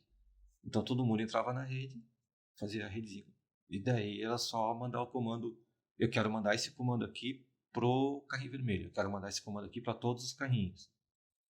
Né? Para todo mundo que tem outro tipo de dispositivo. Tá? Então ali tu conseguia fazer os power-ups do jogo do Mario Kart. Né? Então o carrinho andava, o celular com acelerômetro tu dirigia. E tinha os botões de acelerar, frear e os poderizinhos lá, os power-ups do Mario Kart. Então, por padrão, o carro anda com 80% da força dele. O turbo jogava 100%. Né? O modo freado, para todo mundo, baixava todos os outros para 50% menos tu. Né? Tipo, eu dei aquele coisa, todo mundo fica 50% e eu continuo com os meus 80%. Esse era um dos power-ups. O outro era inverter a direção de todo mundo. Se o cara vira para a esquerda, o carro vai para a direita. O outro era travar a direção de todo mundo por 2 segundos. A direção não respondia. Tipo, se o cara ia fazer a curva, ele ia reto na curva. E eram 4 power-ups que tu podia fazer assim de... Tu fez quantos carrinhos desse para testar? Pelo menos 2? 2. Então, se ia simular já... Dava para fazer. Fiz algumas corridas. Na garagem do prédio ali eu consegui fazer as brincadeirinhas. O problema é que esse carrinho ali, o motor que controla a roda, ele não era um motor de passo. Então eu não tinha como fazer uma virada gradual, né? Quando eu botava atenção pro lado, o da curva? É daqueles carrinhos que vira... Isso, então ele virava 90 graus, assim, né? Tentava, a roda virava o máximo para a esquerda, o máximo para a direita. Assim, ele virava um pouquinho o celular e já... Então ficava muito meio que para dar linha reta. Pelo acelerômetro, quase que tipo, ele não... Aí vai acabar que não vai conseguir ter aquela granularidade, né? A mesma coisa que apertar, a mesma coisa que no jogos de corrida no Super Nintendo, assim, o pessoal que mexia o controle, mas no fim das contas tu tava apertando pra esquerda ou pra direita. É isso aí. E é isso que acontece na prática, né? Então, nesses carrinhos aí. Tu dirigia muito, né? Porque esses pra ter o controle de motor de passo, então são os modelos bem mais caros, né? Isso. Eu tava montando um protótipozinho ali, comprei 2 bem baratinho pra ver se a ideia era viável, né? Era o MVPzinho lá dos carrinhos do... Sim. E ali eu aprendi, cara, falando em aprender, ali mesmo foi assim um absurdo. Eu nunca tinha comandado um motor com Arduino, com um Node MCU, com nada. Eu descobri que tinha que comprar uma plaquinha para controlar o motor, como controlar, né? Fazer o motor acelerar, fazer todo esse controle de velocidade, toda a rede mesh, fazer aplicativo para o celular, que eu tinha feito pouca coisa, eu também fiz mais aplicativozinho para o celular. Então teve um monte de tecnologia envolvida ali, assim, né? Todo o trabalho de fazer, toda a jornada de fazer um negócio que é legal. Não é só pegar o brinquedo e se brincando, né? O fazer. Talvez esse seja a pegada do maker, assim. A diversão do fazer, não só a diversão de usar. Sim, com certeza, porque Foi muito divertido montar aquilo e aprender, e tentar e montar e fazer, e encaixar, e desmontar o carrinho velho, montar o novo, soldar no motor. Isso é legal. E aí ele é o teu carrinho, né? E é o carrinho que Tu eu fez. fiz, com o meu brinquedo, com o meu joguinho. E esse também tu colocou como open source? Não, nesse eu fiz só todo. Eu devia abrir isso aí. É. Aposto que teve mais gente brincando de fazer carrinho. Talvez Imagina até fazer os evoluir o projeto, fazer uma versão 2. É, porque assim, ele nem tem limite de quantidade na rede mesh, né? Seu limite seria poder colocar, fazer corrida no máximo de 8 carros e tal, mas a rede em si tu vai Vai adicionando. Então poder fazer um negocinho bem legal. Se o cara chega lá com o teu carrinho, liga ele, já se conecta na rede, já tá lá. É legal. Cara, eu lembrei que em 2012 eu trabalhava numa empresa que chamava Morph, né? A gente fazia jogos interativos e coisa assim, mas um dos Aquele projetos... da mesa? Oi? Aquele da mesa? Mesa 3D? Isso, aquele Da mesa Morph, lá depois Isso, Table lá. depois a Playtable, né? Isso. Começou lá. Isso. Mas aí um dos projetos que a gente começou, mas aí acabou não indo pra frente, era o quê? Pegar os carrinhos e ia comprar o Arduino pra controlar o carrinho e fazer as corridas pra levar em tipo parque de diversão e coisa assim. Só que aí esse projeto não foi pra frente. Mas eu acho que é quase a mesma coisa. A mesma coisa. Quase a mesma coisa, mas não foi pra frente, infelizmente. É, mas é a mesma ideia. Mas, cara, eu acho fantástico. Abre isso aí como open source que acho que vai ter gente interessada em. Acho que sim. Não. É possível. É possível. O problema é que talvez o maior ali foi um carrinho mais dirigível.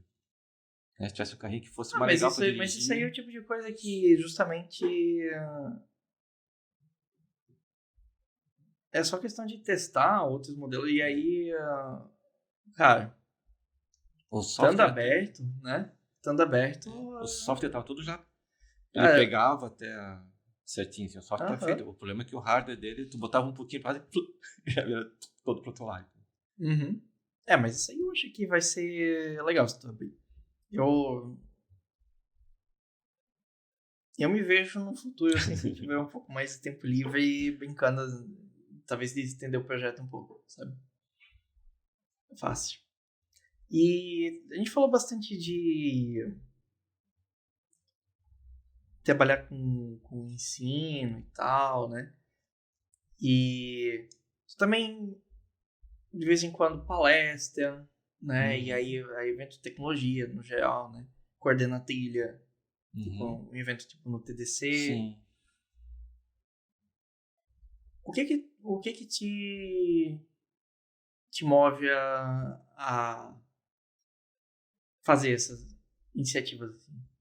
Participar, de palestrar e levar eu acho que conhecimento. É passar o conhecimento. Acho que não é a palestra. A palestra é um meio de passar o conhecimento. Eu acho que o que me motiva é ensinar, passar, ter um conhecimento para passar, para adicionar alguma coisa assim, né, para alguém. Alguém chega lá, assistir uma hora eu falando besteira, no final da semana, aprendi um negócio legal aqui, aprendi uma coisa, vou testar, vou ver. Nunca tinha visto falar isso aqui. Então, acho que ao passar o conhecimento é um dos meios da palestra, coordenar a trilha para ajudar também lá na hora, né, tipo selecionar as palestras também, porque na verdade aí as outras pessoas estão passando o conhecimento, mas a gente ajuda a escolher as palestras, tentar montar uma historinha normalmente. A gente quando monta, são 7 palestras no trilho do TDC, mais o painel. A gente sempre tenta montar meio que uma sequência, contar uma historinha dela. Para quem não conhece o TDC é um evento que é o The Developers Conference. Tem pelo Brasil todo. Brasil todo, são 4 edições por ano. Né? Acabou de ter a de Floripa aqui agora. Tem edições online, tem edições presenciais. São sempre híbridas. São sempre híbridas. Mas tem edições 100% online ou isso foi só durante a pandemia? Foi só durante a pandemia. Tá, então voltou pro modelo anterior que pode ir lá presencialmente, mas tem todas as palestras ou são algumas palestras? São todas transmitidas agora. Agora são todas transmitidas. Então tu pode, quando tu compra o ingresso, tu pode comprar o ingresso para online ou para presencial. Ou para os dois, de repente, vou um dia presencial e vou assistir os outros 2 online. Então, essas palestras, tu já fez palestras sobre esse tema também, né? Arduino. Já coordenei trilha da IoT, já coordenei trilha de Maker, que teve uma vez lá em São Paulo, já fui palestrar nessas trilhas, já palestrei em trilha de cloud, já coordenei trilha de cloud, API, microserviços. E tu tem, assim, tu comentou isso é um meio, né? Mas tem outros meios também pelos quais tu acaba passando conhecimento ali, né? Tem blog, tu tem... De vez em quando publica uma coisa... Já publica alguma isso. coisa online. Já tive blog, tô tentando fazer outro, talvez lance outro logo. Dessas aulas, palestra, grupo de usuários. Né? Grupos de usuário, tipo comunidades? Tipo comunidade. Eu ajudei a fundar o grupo de usuários da AWS aqui do Blumenau. A gente estava até bem ativo antes da pandemia. A gente ficou 1 ano e meio quase antes da pandemia. Aí com eventos mensais, né? Depois veio a pandemia, a gente fez mais umas 2 online, mas naquela época aquela febre de live, todo mundo fazia live, evento com live, ninguém mais aguentava aquilo. E a gente parou porque ficava competindo o horário com mais live de não sei quem. Uhum. E depois acabou esfriando, assim, esse ano, acho que foi em fevereiro desse ano, a gente fez mais uma edição. Ou não foi final do ano passado, desculpa. Final do ano passado a gente fez mais uma ao vivo, daí presencial. Mas tem que juntar de novo e recomeçar aqui. Né? Tem o October Cloud, que é um evento de cloud aqui de Blumenau. Tá com camisa do October Cloud? Camiseta do October Cloud aqui. Ué, foi no ano passado e legal pra caramba o evento. A gente capricha, tenta fazer parabéns. caprichadinho. Parabéns, não sei. Obrigado.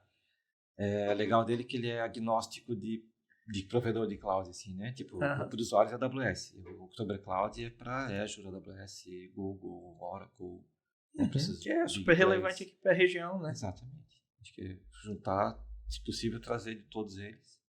E não é só um dia, a gente sempre tenta fazer alguma atividade antes, depois, né? Tipo, teve encontro de CEOs, teve workshop, tem muito workshop também, tem workshop de rede, workshop de montagem, workshop de programação. É meio que uma semana, assim, de atividades de TI, assim, né? E termina sempre no sábado com um evento mesmo de palestra. Ano passado foi no Carlos Gomes, né? No teatro aqui de Blumenau. Foi legal. Tu tava lá. Eu lembro. Foi legal pra caramba. Outubro, tá aberto o Call for Papers, se você está aí. Call for Papers está aberto. Tá aberto. Então, quem tiver interesse de participar pode estar. Se quiser palestrar lá, submeter palestra. Tem restrição de tema, tem que ter a ver com cloud. Isso, a restrição de tema é cloud. Massa, então tá o convite aí pra quem tiver querendo arriscar. Uma boa oportunidade para exercitar, falar ao vivo. Né? Assim, eu sei que nerd não gosta de falar. E também não é só as palestras, né? Também pode estar participando dos workshops. Sim, workshop e como participante do evento, né? Vai lá assistir palestra também, eu acho. Então tá o convite estendido para todo mundo. A gente tava falando a gente falou um pouquinho de automação residencial, a gente não entrou muito nesse tema, né? Mas normalmente, assim, Arduino, Esperto 266, Raspberry, são tudo coisas que o pessoal que gosta de automatizar coisa em casa, eu quero fazer minha Smart Home, né? Tem muito equipamento, assim, que tu compra pronto, porque tem um monte de fornecedor, mas custa caro. E às vezes é mais barato fazer o próprio, né? E que se tiver, assim, curiosidade, né? E estudar um pouquinho, consegue fazer muita coisa, né? Eu aprendi essa palavra ontem, isso que chama de domótica. Domótica. Domos é casa com robótica. Então, domótica é automação residencial. E tu já... Imagino que tu brinca bastante com isso. Deve ter brincado de automatizar alguma coisa em casa já? Já. Como brincadeira, não deixei nada automatizado lá funcionando, assim, né? Tem instalado? Nada instalado, só testei, vi como é que era. Com a Alexa. Inclusive a Alexa é legal, uma coisa muito legal. É fácil fazer skill para ela, né? Fazer ela funcionar com essas coisas.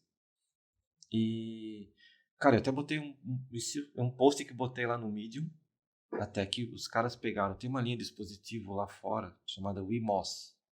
WEMOS, Wemos. É uma linha de dispositivo de tomada inteligente, sensores, tá? É um fabricante de coisas para automatização de casa. E os caras lá fora, acho que deve ter botado um sniffer na rede lá, eles conseguiram pegar todo o protocolo de comunicação da Alexa com o dispositivo. Ou via rede, mas como ligar e desligar coisas no dispositivo. E eles fizeram uma lib para isso. Então tu consegue pegar essa lib e colocar dentro de um Node MCU, uma coisa assim, que ele vai receber os comandos da Wemos. Então a Alexa olha para o teu Node MCU como se fosse aquelas caixinhas de tomadas inteligentes que tu compra pronta, cara, assim. Então tu consegue fazer ele emular, ele vai emular um tomadinha hardware daquele fabricante, assim. Só que tu compra um hardwarezinho, e aí se tu pegar um Node MCU, compra uma plaquinha com 8 relés, que fica baratinho também. Tu liga um relé em cada perninha lá do Node MCU. Então tu teria 8 coisas automatizadas na tua casa por R$100. Ou um custo bem mais barato que comprar vários daqueles Sonoff que a gente tinha comentado. Sim, né? muito barato. Sempre, R$100, tu teria uns 8 tomadinhas. Isso fica meio escondidinho ali, coloca às vezes no fogo, sei lá, no da teto, casa ali, puxa o fio, isso, liga nas tomadas que tu quer, onde tu quiser. E aí ele vai aparecer como 8 dispositivos na Alexa. E aí tu manda ligar o que tu quer, porque cada dispositivo é só um pininho lá do Node MCU. E como que funciona a criação de skill para Alexa? Dá para fazer em várias linguagens. Tem uma lib pronta, eu acho que até nos próprios sites. Isso é legal. A Alexa não é da AWS, a Alexa é da Amazon. Já começa ali uma confusão. Sim, é um produto da Amazon. Né? Na verdade, o hardwarezinho nem é Alexa, é o Echo. Tu não compra uma Alexa. Echo, minha Alexa aqui, mas na verdade é um Echo que tem Alexa. Exato, tu não compra uma Siri, né? Tu compra um iPhone. Isso. Né? Então, nessa linha aí. Então tu compra uma Echo. Daí a Echo por baixo tem a Alexa rodando ali. E a Alexa e a Echo são produtos da Amazon. Então tu vai desenvolver na Amazon, não na AWS. A gente está acostumado a pensar em desenvolver coisas na Amazon direto na AWS. Né? Tu pensa em desenvolvimento na Amazon. Tu não pensa em desenvolver na Amazon. A Amazon é a loja. Tu vai desenvolver na AWS, mas nesse caso não. Todas as ferramentas de desenvolvimento estão na Amazon. E o que tu fizer, tu pode botar para rodar dentro da infra da AWS. A tua skill ela pode ser uma função lambda que roda dentro da infra da AWS, mas tu desenvolve ela na Amazon. Elas estão juntas aí, mas são duas coisas separadas. Inclusive, se fosse no Brasil, toda essa parte da Alexa é um CNPJ diferente da Amazon e um CNPJ diferente da AWS. Eles formaram uma empresa irmã nesse nível que eles encaram a Alexa.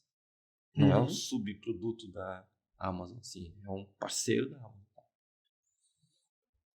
Então, da skill, tu entra no site ali da Amazon, programa em JavaScript, Python, acho que tem Go, Java, C#, o que tu quiser ali. Aí tem a libzinha pronta e, na verdade, é JSON pra cá, JSON pra lá, no fim das contas. Né? Sim. Ela recebe um Tem JSON. que desenvolver pelo site? Ou eu consigo desenvolver numa IDE? Consegue desenvolver local e fazer o... Mas eu tenho que fazer o upload de um zip? Ou tem um pipeline, alguma coisa? Não, fazer upload tem aquelas ferramentinhas tipo aqueles serverless, alguma coisa, sabe? Aqueles servers que tu faz local, que tu um CLI, assim, que tu manda pro servidor, pega tem isso, né? Mas é um CLI, assim, né? Sim, mas eu consigo fazer isso, não precisa necessariamente abrir o site pra fazer o upload do zip ali. Faz tudo local, se quiser. E daí ele manda pra lá, cara, ela vai receber um JSON, vai processar o JSON, vai gerar um JSON e vai devolver pra Alexa, a parte web da Alexa, né? Daí ela tem um cara que pega aquilo e manda pro dispositivo Echo que fala, né? Faz um text to speech daquilo. E as skills ali, ele tem que tipo de coisa dá de fazer com uma skill da Alexa? Porque, beleza, tem porque tem os templates, não tem? Tem, mas pra te ajudar, assim, né? Um ponto de partida pra te... No fim das contas é o que quiser, assim, vai e volta, tu consegue fazer uma pergunta, ela consegue falar a resposta. Isso, pode fazer qualquer coisa que faça sentido que seja por voz, né? Tem assim um problema. Sim, o Alexandre fez um exemplo ali que era uma skill que, sei lá, tu diz assim, Alexa, modo avançado, aí a próxima pergunta que ela ouvir, ela vai, na verdade, mandar pro ChatGPT e responde pro ChatGPT. Então, Ele fez um cliente HTTP lá pro ChatGPT, a resposta ele repassa no JSON pra Alexa, né? É isso aí. Então, assim, dá pra fazer o que quiser, né? praticamente. Então tu consegue, que nem esse exemplo que tu falou ali, fazer ela... entender o comando e... Isso, tipo no comando. Beleza, a intenção é desligar essa luz aqui. Isso, daí o que ela pode fazer? Ela pode pegar e postar uma mensagem numa fila MQTT, que é o protocolo para a internet das coisas ali. Que é mensagem, né? Mensagenzinha. A mensagem tem uma fila. Joga para aquela fila, tua plaquinha lá do Arduino para estar escutando aquela fila. Daí ele executa. Ela pode falar com o hardware via MQTT, via HTTP, assim. Na verdade, eles te dão um padrão de JSON que tu recebe e retorna. E o que tu faz ali por trás dos planos Tem limitação? Qualquer Amazon Echo consegue processar. Porque ele processa uma parte localmente, mas o que ele processa localmente, no fim das contas, é só a parte de voz. De voz e converter a voz em texto e texto em voz, né? Exatamente, não tinha processamento. E daí ele pega isso, manda pra nuvem e processa lá, né? Isso, tanto que se a internet cair, não é que você não fala nada, né? Fica bem alto essa internet. Eu não sabia muita coisa. Né? Aí a internet da Alexa morreu, assim, não fala nada. Mas ela basicamente isso. Mas, assim, qualquer dispositivo desses... tem um formato de tipo um JSON para fazer tela, né? Porque tem os dispositivos que tem tela, né? Tipo aquele que tem Show, né? O EcoShow, né? Tem aquele que segue a gente. Tem vários tamanhos, 5, 8, 10, tem a de 15 agora, que é um quadrinho que põe na parede. Esses aí dá pra fazer uma telinha também, mostrar o... Isso. Mas tem uma restrição, assim, tudo, ela tem que ser aprovada, tem uma lojinha de skills, né? Tem uma loja de aplicativo no celular, tem uma loja de skills que tu escolhe as skills que tu quer instalar na tua Alexa, no tua Echo. E aí, esse tem que passar por processo de aprovação, tem todo Então, tudo que você fizer tem que ser possível fazer via voz. Então, a tela é um dispositivo auxiliar para a tua voz. Tu não pode fazer alguma coisa que só funcione se o cara ficar apertando na tela. Tem que... A voz é o principal e a tela é um adicional. A tela é um adicional. Tipo, eu quero ver... Tem até um jogo do milhão, que é meio clássico, assim, que vem com a EcoShow, assim, né? Joga o jogo do milhão. Daí ele coloca as perguntas na tela para você ler, mas ele fala todas elas. Você escolhe. Assim, não é de você escolhe falando, não... Sim, mas quando tu tá fazendo a tua skill, tá prototipando ela, eu vou usar só aqui em casa. Não precisa passar pelo processo de publicar nada, né? Tu consegue pegar e fazer o deploy dela direto pra tua Alexa. Isso, que daí tu coloca ela na tua conta e coloca ela no modo beta, assim, joga pro teu dispositivo, tudo, mas só vai funcionar ali na tua casa. Mas daí não consegue compartilhar com os amigos também. Consegue? Eu acho que tu consegue, acho que tu tem um limite de 100 pessoas pra testar alguma coisa assim. Pode colocar eles como testadores? Como beta tester, né? Interessante. Eu achei que ia ter que, tipo, passar o zip do projeto, a outra pessoa vir lá e subir na conta dela. Se eu não me engano, tu consegue cadastrar como testador. Não, outra conta de e-mail. Uma coisa legal pra gente testar isso aí. Daí fica... É quase que mas porque se tem um time que tá trabalhando num projeto open source, por exemplo, para desenvolver uma nova skill, faz sentido, né? Que consigam testar juntos o mesmo release, né? Até a questão do ambiente, do que tá fazendo, depende do que tá fazendo, né? Da tua casa, vai ligar o dispositivo na tua casa, tem que ver se na tua casa funciona aquilo, assim. Tem que ter distribuir um pouco o teste, né?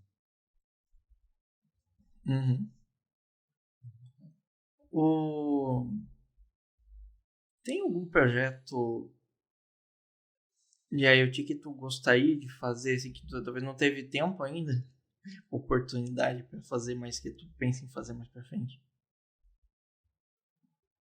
Assim, de supetão? E alguma coisa que tu gostaria de ver feita? Tipo, se existisse isso aqui, seria legal. Não sei, cara. Assim, de supetão, não sei.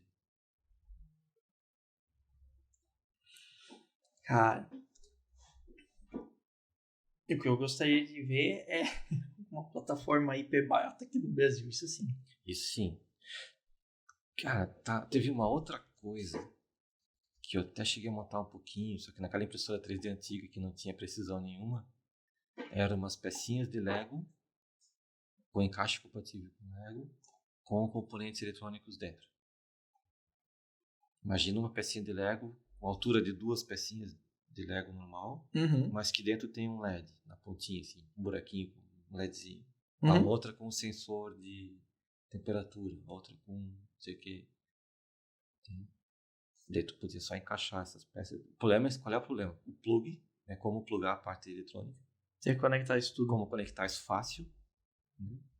Tipo, que ainda tenha a experiência de um Lego, Isso. né? Tem um lema, tipo assim, catou clec, já tá, tipo, já fez o contato entre as peças ali, né? O contato eletrônico do fio, da energia. Sem dar choque. Tipo, não, só que não vai dar, né? Pilhazinho, né? 5 volts. Olha que esse pilhazinho de 5 volts dá um choquinho. USBzinho, tranquilo. E daí, uma coisinha um pouco maior que tu possa colocar um Node MCU que tenha saídas compatíveis com o Lego também, pra tu poder engatar nos pins. Seria um projetinho assim, cara, isso é legal. Imagina, de poder montar os negócios só, ter com um Lego ali espetado. Isso é legal. Ia juntar com os motorzinhos lá, que tu usava no Lego. Ah, não, com certeza. Isso aí é essencial, né? Se o aviãozinho não tem mais hélice que mexe, né? Daí num modo mais, entre aspas, oficial, assim, né? Com o engate certinho do Lego, assim, que fica. Mas aquela impressora não engatava, assim, pulava, sabe? Pulava fora. Que eu não conseguia imprimir certinho. Quando a gente fala de... Assim, a gente fala de IoT, tem muito, assim, do dispositivo que tá rodando aqui na ponta. Mas, assim, produto de mercado, normalmente vai ter um componente, uma parte de cloud. E aí tem a parte de edge, né? Que é o rodando na ponta. Fog. E fog no meio ali. O fog, que é a névoa, que é entre a cloud e o dispositivo. Mas isso aí... Hã? Que é o dispositivo da ponta ali, que é o edge. Isso. Eu podia explicar um pouco... Depois eu vou pedir pra explicar o que é o fog exatamente, porque essa parte aí eu acho interessante. Mas começando assim pelo cloud e edge. Então a gente tem dispositivo aqui, tá rodando aqui na minha casa.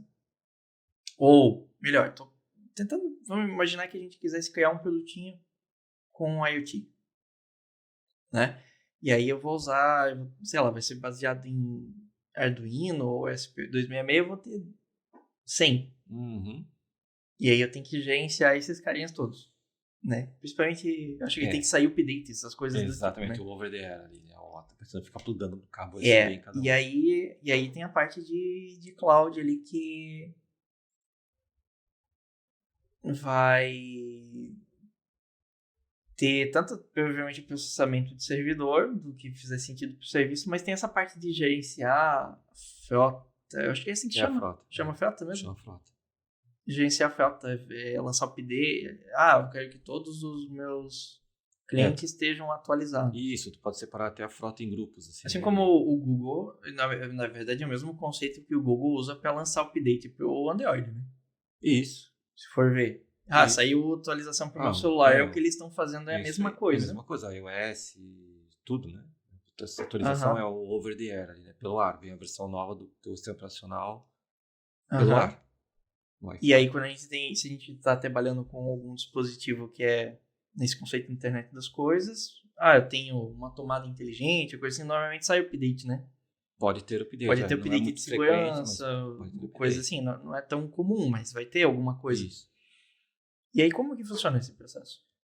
O que existe de... Cara, tem alguns provedores grandes, né? A AWS, a Azure, acho que o Google também, no Google nunca vi a parte da IoT, mas também deve ter. Tem todo esse controle de frota, de dispositivo, algum mecanismo que tu consiga... Aí o teu hardware tem que ser preparado para receber essa atualização, né? Tipo, o Arduino, por padrão, não tem esse OTA. Então, tu tem que fazer um teu softwarezinho ali que ele consiga... Mas isso provavelmente eu imagino que deve ter algumas coisas prontas. Tem que colocar uma módulozinho de rede nele e ter um softwarezinho que faz isso. Uma lib que fique meio que a casca para tu poder plugar o teu software nela, né? Tipo assim, o principal que roda não é o teu. Roda uma casca que suporta atualizar o teu pacotinho depois. Então tem essa parte, quase que o sistema operacionalzinho ali, né? Tem o FreeRTOS, FreeRTOS, né? Que é o sistema operacional para dispositivo também, assim. Aquele é um sistema operacional mesmo, assim. RTOS é de Real Time Operating System, assim.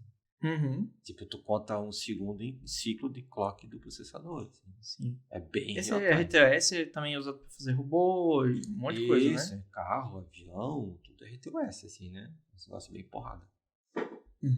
Esse cara é bem legal.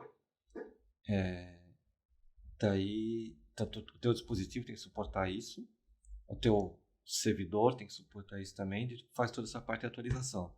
A ideia é atualizar o mínimo possível, né? Testar bem, ser distribuindo, porque pode ser bem complicado ficar atualizando muitas coisas espalhadas. O hardware tem esse problema, né? A gente, tipo assim, faz o software, fez o software, beleza, atualiza o software. Mas, cara, hardware é bem mais chato, bem mais complicado. Tem que eles queima, o cara colocou do lado do ar-condicionado que gera um ruído magnético gigante e não chega nada lá. Entendeu? Ele não consegue ler o dado direito porque ele botou a placa no lugar legal, mas o cabinho do sensor passa do lado do ar-condicionado dele, mata todo ali. Tem uma pequena chance de como que é a palavra? Bricar o dispositivo. Bricar é tipo... Eu suponho que vem de brick, que é tijolo, né? Virou um tijolo inútil agora. Exatamente. Que, tipo, atualizei e estragou. Exatamente. Andei o pau no meio da atualização, ficou lá no meio do caminho. E assim, o dispositivo tá no forro de uma fábrica que só dá para subir lá com escada. E tu vai lá com o notebook subindo a escada para espetar o cabo USB para ver o que deu. Entende? Assim, hardware é bem mais complicado. Mas faz parte, né? Não tem jeito. Uhum. Agora, pensa assim, ó. Imagina que eu estou numa fábrica, o sensor lendo os dados de uma máquina e mandando isso para a cloud. E cai a internet.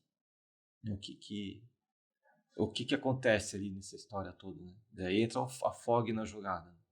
Que tu coloca na verdade, o dispositivo manda para esse cara no meio do caminho. Pode ser um servidor rodando na fábrica ali. Pode ser um Raspberry Pi. Não precisa ser uma coisa muito complexa. Muito complexa. E esse cara, esse tem um controle local dos dispositivos na fábrica. A fila de mensagens é para ele. E ele fala com a cloud. Inclusive, se cair a internet, ele fica segurando as mensagens ali até voltar a cloud, sincroniza. Legal. Né? Então, esse fog é o cara que vai estar fazendo... Se tu quiser um pouco mais de segurança, é bom colocar esse cara. Assim, e tu pode colocar nele, além dessa parte de ele centralizar e dar mais resiliência para o sistema, também imagino tipo, questões de segurança, firewall, coisas do tipo, vontade. Tu consegue, o Greengrass, pelo menos o Greengrass da AWS, esse aqui Azure também tem, mas o Greengrass ele roda Lambda local.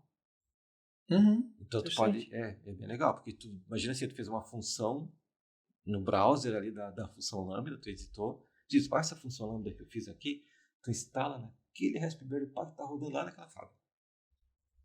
Daí ele baixa, instala e sai rodando lá. Por exemplo, assim, a cada vez que vier uma mensagem com um atributo tal, eu quero executar, fazer alguma coisa diferente aqui na fábrica. Então aquela funçãozinha Lambda, cada vez que bater uma mensagem do dispositivo, ela vai executar. Sem precisar. Caiu a internet, ela continua executando normal lá. Tu consegue baixar para esse dispositivo modelos de inteligência artificial treinados na cloud. Mas ele roda local. Então tu faz o modelo. Imagina que eu só vou abrir a catraca se alguém tiver de capacete. Que é uma obra que eu não quero que ninguém entre sem dispositivo de proteção individual ali. Então tem uma câmera aqui na frente da catraca para liberar. Eu pego essa imagem e jogo e vou treinando a IA, né? Ó, esse aqui é uma pessoa com capacete, esse aqui é uma pessoa sem capacete. Esse é com, esse assim, tu vai treinando. E joga pro SageMaker lá para ir treinando. Quando tiver um modelo bem treinadinho, tu pega o resultado desse processamento do modelo, joga para esse dispositivo. Pode ser teu Raspberry Pi, tá rodando local ali, e tu liga a câmera nele. Entendi. Aí pode até cortar a internet. Aí vem a imagem e diz, ó, esse cara tá de capacete e esse tá sem capacete. E daí tu, pelos pininhos que tu falou antes lá, os pininhos que tu pode ligar a coisa neles, ou USB, tu pode ligar para ele só abrir a catraca se a pessoa tiver de capacete. Então, muita coisa de automação industrial vai nessa linha aí. Ter Você consegue gerenciar isso tudo remotamente? Consigo dizer assim, eu quero atualizar o meu, não sei se dispositivo de fog com esse novo modelo, que eu tenho identificação de capacete. Tudo remoto. Eu quero atualizar o software da câmera, que a câmera vai estar, imagino, na felta junto. Sim. Esse tipo de coisa. Esse tipo de coisa. É bem legal.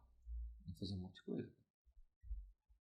Divertido. Isso entra no conceito de indústria 3.0? Eu diria até aqui 4.0. 4.0 é que o pessoal fica inventando nomes, né? Acho que, assim, esses conceitos vêm para representar, tipo, ondas acho que de inovação, né? No formato das fábricas e tal, né?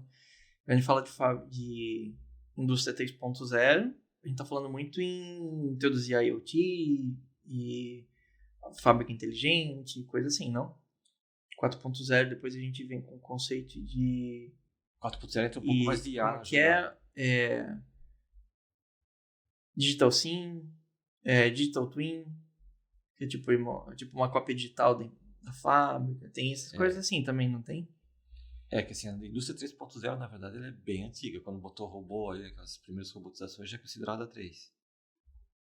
Então, tipo, na prática, anos 80, por aí tinha robô, 90, já tava começando. Já tava começando a 3. Começando a ter Isso. Então a 4 já tem mais essa pegada de IoT ligada na cloud, que ela já consegue tomar algumas decisões sozinha, seria o ideal. Assim, acho que esse é o caminho que eu estou tentando olhar, porque eu tinha visto menos numa época aí, olhando esse material. Mas assim, tipo, eu tenho uma esteira aqui de produção, essa esteira empacou por algum motivo, alguma peça parou e travou a esteira.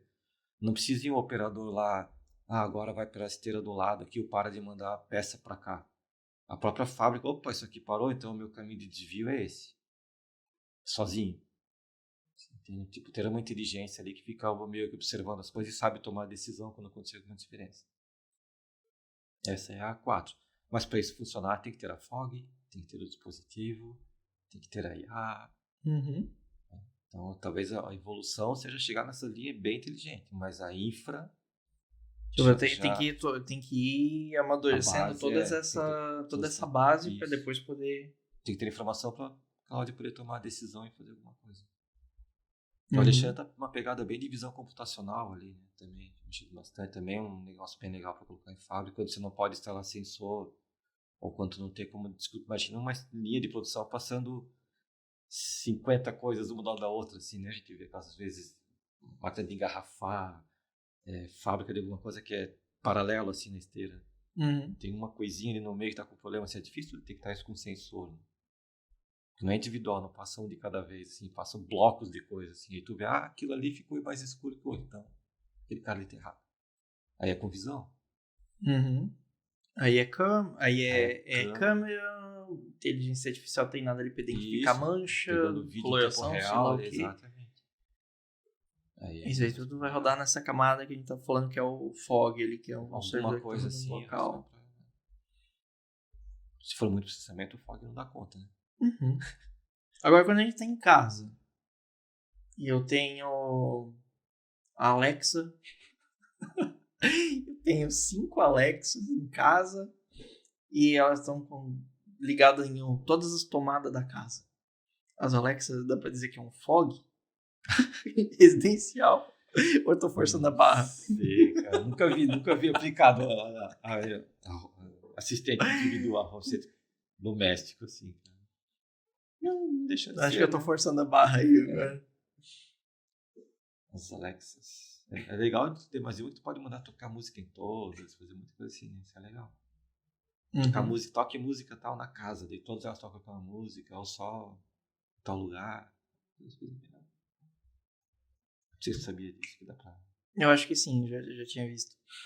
Isso aí, bem bacana. Tu tá já há bastante tempo na área, né? 35 anos. 35 anos, né? Uma jornada enorme, né? Tempinho. Mas... Já vi muita merda. Ai, com certeza, mas Aí hoje tu tá trabalhando como arquiteto aqui na BFTech, né? Plataforma. E...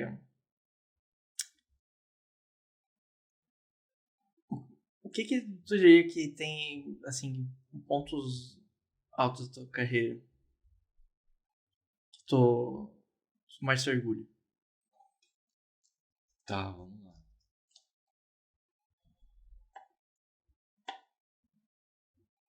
Umas perguntinhas assim, né? Cara, eu trabalhei 20 anos na Sênior. Eu trabalhei um pouco na Cetil. Depois eu fiquei 9 anos na Postals. Postals é uma empresa de vendas por reembolso postal para o catálogo. Né? Hoje em dia tem alguns catálogos de Avon, Boticário, Tupperware, esses assim, né? Mas numa época tinha revistas que vendiam produtos em geral, assim, né? Produtos era roupa, era coisa para casa, escorredor de louça. Escolher pela revista. A gente mandava para Postal, da Postal você pegava aquilo, botava numa caixinha e te mandava. Assim. Esse é o modelo do negócio deles. Esse era o modelo da Postal. E daí tinha toda a parte de informatizar aquilo tudo, né? Petitota, pedido e tal. Ali a gente fez algumas coisas muito legais. Ali eu trabalhei lá de 91 a 99. E assim, a gente fez algumas coisas. Tinha umas coisas ali que, tipo, uma impressora que imprimia 96 páginas por minuto, impressora laser. Uma impressora gigantesca, assim. E a gente conseguia... O catálogo, a gente imprimia a capa do catálogo com o teu nome, assim, não ia uma etiqueta colada. Então imagina assim, tu chegava com uma revista na tua casa. Olá, Diego, que bom que faz tempo que você não vinha compra personalizada, assim, vinha naquela personalizada, época, nos anos 90. Assim, então o negócio, cara... Isso aí é um diferencial legal, né? Era um diferencial, porque até a impressora laser era um negócio que não era muito difundido, assim, né? Então tu vê o cara chegar uma revista com a capa falando pra ti, assim. Não era, a maioria delas vinha com uma etiqueta colada com o teu endereço, assim, né? Nome e endereço. A nossa vinha uma cartinha. Então a gente fazia um monte de coisinha legal, assim, lá na Postal. Tinha muita coisa bacana. Na Sênior, cara, eu acho que a gente fez um trabalho final ali, espetacular com a plataforma que a gente fez de microserviço. Ficou uma plataforma muito legal. Assim, tá lá rodando até hoje, eles estão ampliando aquilo. Mas a gente pegou um negócio do zero, vamos começar a fazer a plataforma cloud do zero. Como é que deve ser? Juntou uma turma de gente muito boa, assim. Coordenada por um cara que tinha trabalhado muito em central telefônica, então tinha experiência em mensageria imagina habilitar cada ligação telefônica de Santa Catarina, assim. Sabe, os volumes absurdos de mensageria e bilhetagem, assim. Então ele tinha uma experiência legal com isso e foi montando, assim, ele foi um trabalho bem legal. Cara, tem muita coisinha, assim, perdida, assim, né, nesses anos todos. Tem uns trabalhos, tem coisa legal, tem coisa que tu olha assim, isso aqui ficou muito legal, mas era o que deu pra fazer. Mas faz parte, né? Faz parte, Acho não que consegue acertar tudo sempre. Qualquer pessoa que vai avançando ali, ganhando experiência, né? Isso aí, né? É vitórias, derrotas. É isso aí. E às vezes tu olha pro negócio que na época era legal, mas putz, lá podia ter feito tão melhor. Cicatriz de guerra, né? Assim que a pessoa fica... Só vai ganhando experiência nas batalhas, né? Que nem pega um primeiro programa que tu escreveu em C# e olha pra ele agora. Meu Deus, eu lembro de umas coisas da época do estágio ali que exato, já é história até hoje. Isso aí, tu assim, como é que eu fiz esse negócio aqui? Hoje eu faria tudo diferente, fazer assim, sabe? Mas tu vai aprendendo, né? Ainda bem que tu vai aprendendo e vai olhando, pô, aqui eu tava ruim, agora já não faço mais aquilo. Assim, se tu ficasse continuando achando aquilo lá legal, aí tu tem problema. Com certeza. E que dica tu daria pra uma dessas crianças ou jovens aí que estão, talvez tem aquele potencial assim pra ou dar um match com a área de tecnologia, cara, e talvez estão na dúvida? Eu não ia dar uma dica pra match com tecnologia, eu ia dar uma dica pra você descobrir o que você gosta. Aí, ó. E fazer bem o que você gosta, né? Seja lá o que for. Inclusive, numa das turmas eu tinha uma menina que adorava vôlei, esporte. Sim. Essa aqui tá, né? Essa aqui é meio chato, porque ficou então vai ser uma baita jogadora de vôlei, a melhor jogadora de vôlei que você conseguir. Mas descubra o que você gosta e daí faça aquilo bem feito. Que daí não é um esforço chato. Com certeza. Se você descobre o que você gosta, você não fica trabalhando com uma vontade, fazendo chato, tá fazendo o que você gosta. A tendência é você ser bom naquilo, né? Fazer bem feito. Tu descobriu que tu gostava? Eu descobri que eu gostava de eletrônica e de lógica, e na verdade eu gosto muito de aprender coisa. E aí tu caiu numa área que te dá tudo isso. Que me dá isso. Assim, na verdade, talvez mais até do eletrônica e lógica, é aprender coisa. Eu gosto muito de aprender coisa. Se eu parar de aprender coisa, ele perde a graça. E aí, de aprender, tu acaba transbordando isso de volta e Daí acaba devolvendo isso daí pra comunidade. Acaba aprendendo um monte de coisa que eu uso no dia a dia para trabalhar e também repassar para os outros, né? Você gosta de aprender. Mas o que eu mais gosto de fazer é Aprender e ensinar. Aprender e ensinar. E ensinar. Acho que foi uma conversa fantástica, Gabriel. Obrigado. Imagina, cara, que eu agradeço. Pessoa fantástica. Né? Nada, eu só tô mais tempo me ferrando na área, só isso. Nenhum talento especial, Não, só é tempo um me ferrando. exemplo. É um exemplo. Só tento fazer as coisas direitinho. Obrigado. Diego, obrigado pelo convite, cara. Parabéns aí pelo podcast, e site, canal. Com certeza. Eu quero aproveitar para deixar conta pro pessoal aí onde que a gente te encontra. Cara, redes sociais, basicamente LinkedIn. Procura por lá pro Carlos Augusto Grau no LinkedIn. Não vou lembrar o URL de cabeça para dizer para vocês. Coloca os links também na descrição. Twitter, @cgrau. No Instagram, @carlosgrau. Sou péssimo em podia fazer tudo com o meu nome, né? Acabou Carlos Grau, Cgrau, tudo bem. cgrau@gmail.com. Se quiser mandar e-mail, antes do outro manda um e-mail. É basicamente isso, assim, não tem nada de... Tem algum site que tu tá rodando atualmente? Por enquanto não, mas talvez em breve tenha. Daí eu aviso o pessoal que talvez tenha novidades por aí. Daí a gente comenta lá no vídeo. Daí. A gente comenta no vídeo. Muito bom. Obrigado. Obrigado. Obrigado pelo convite. É isso aí. Valeu, pessoal que tá vendo. Tchau.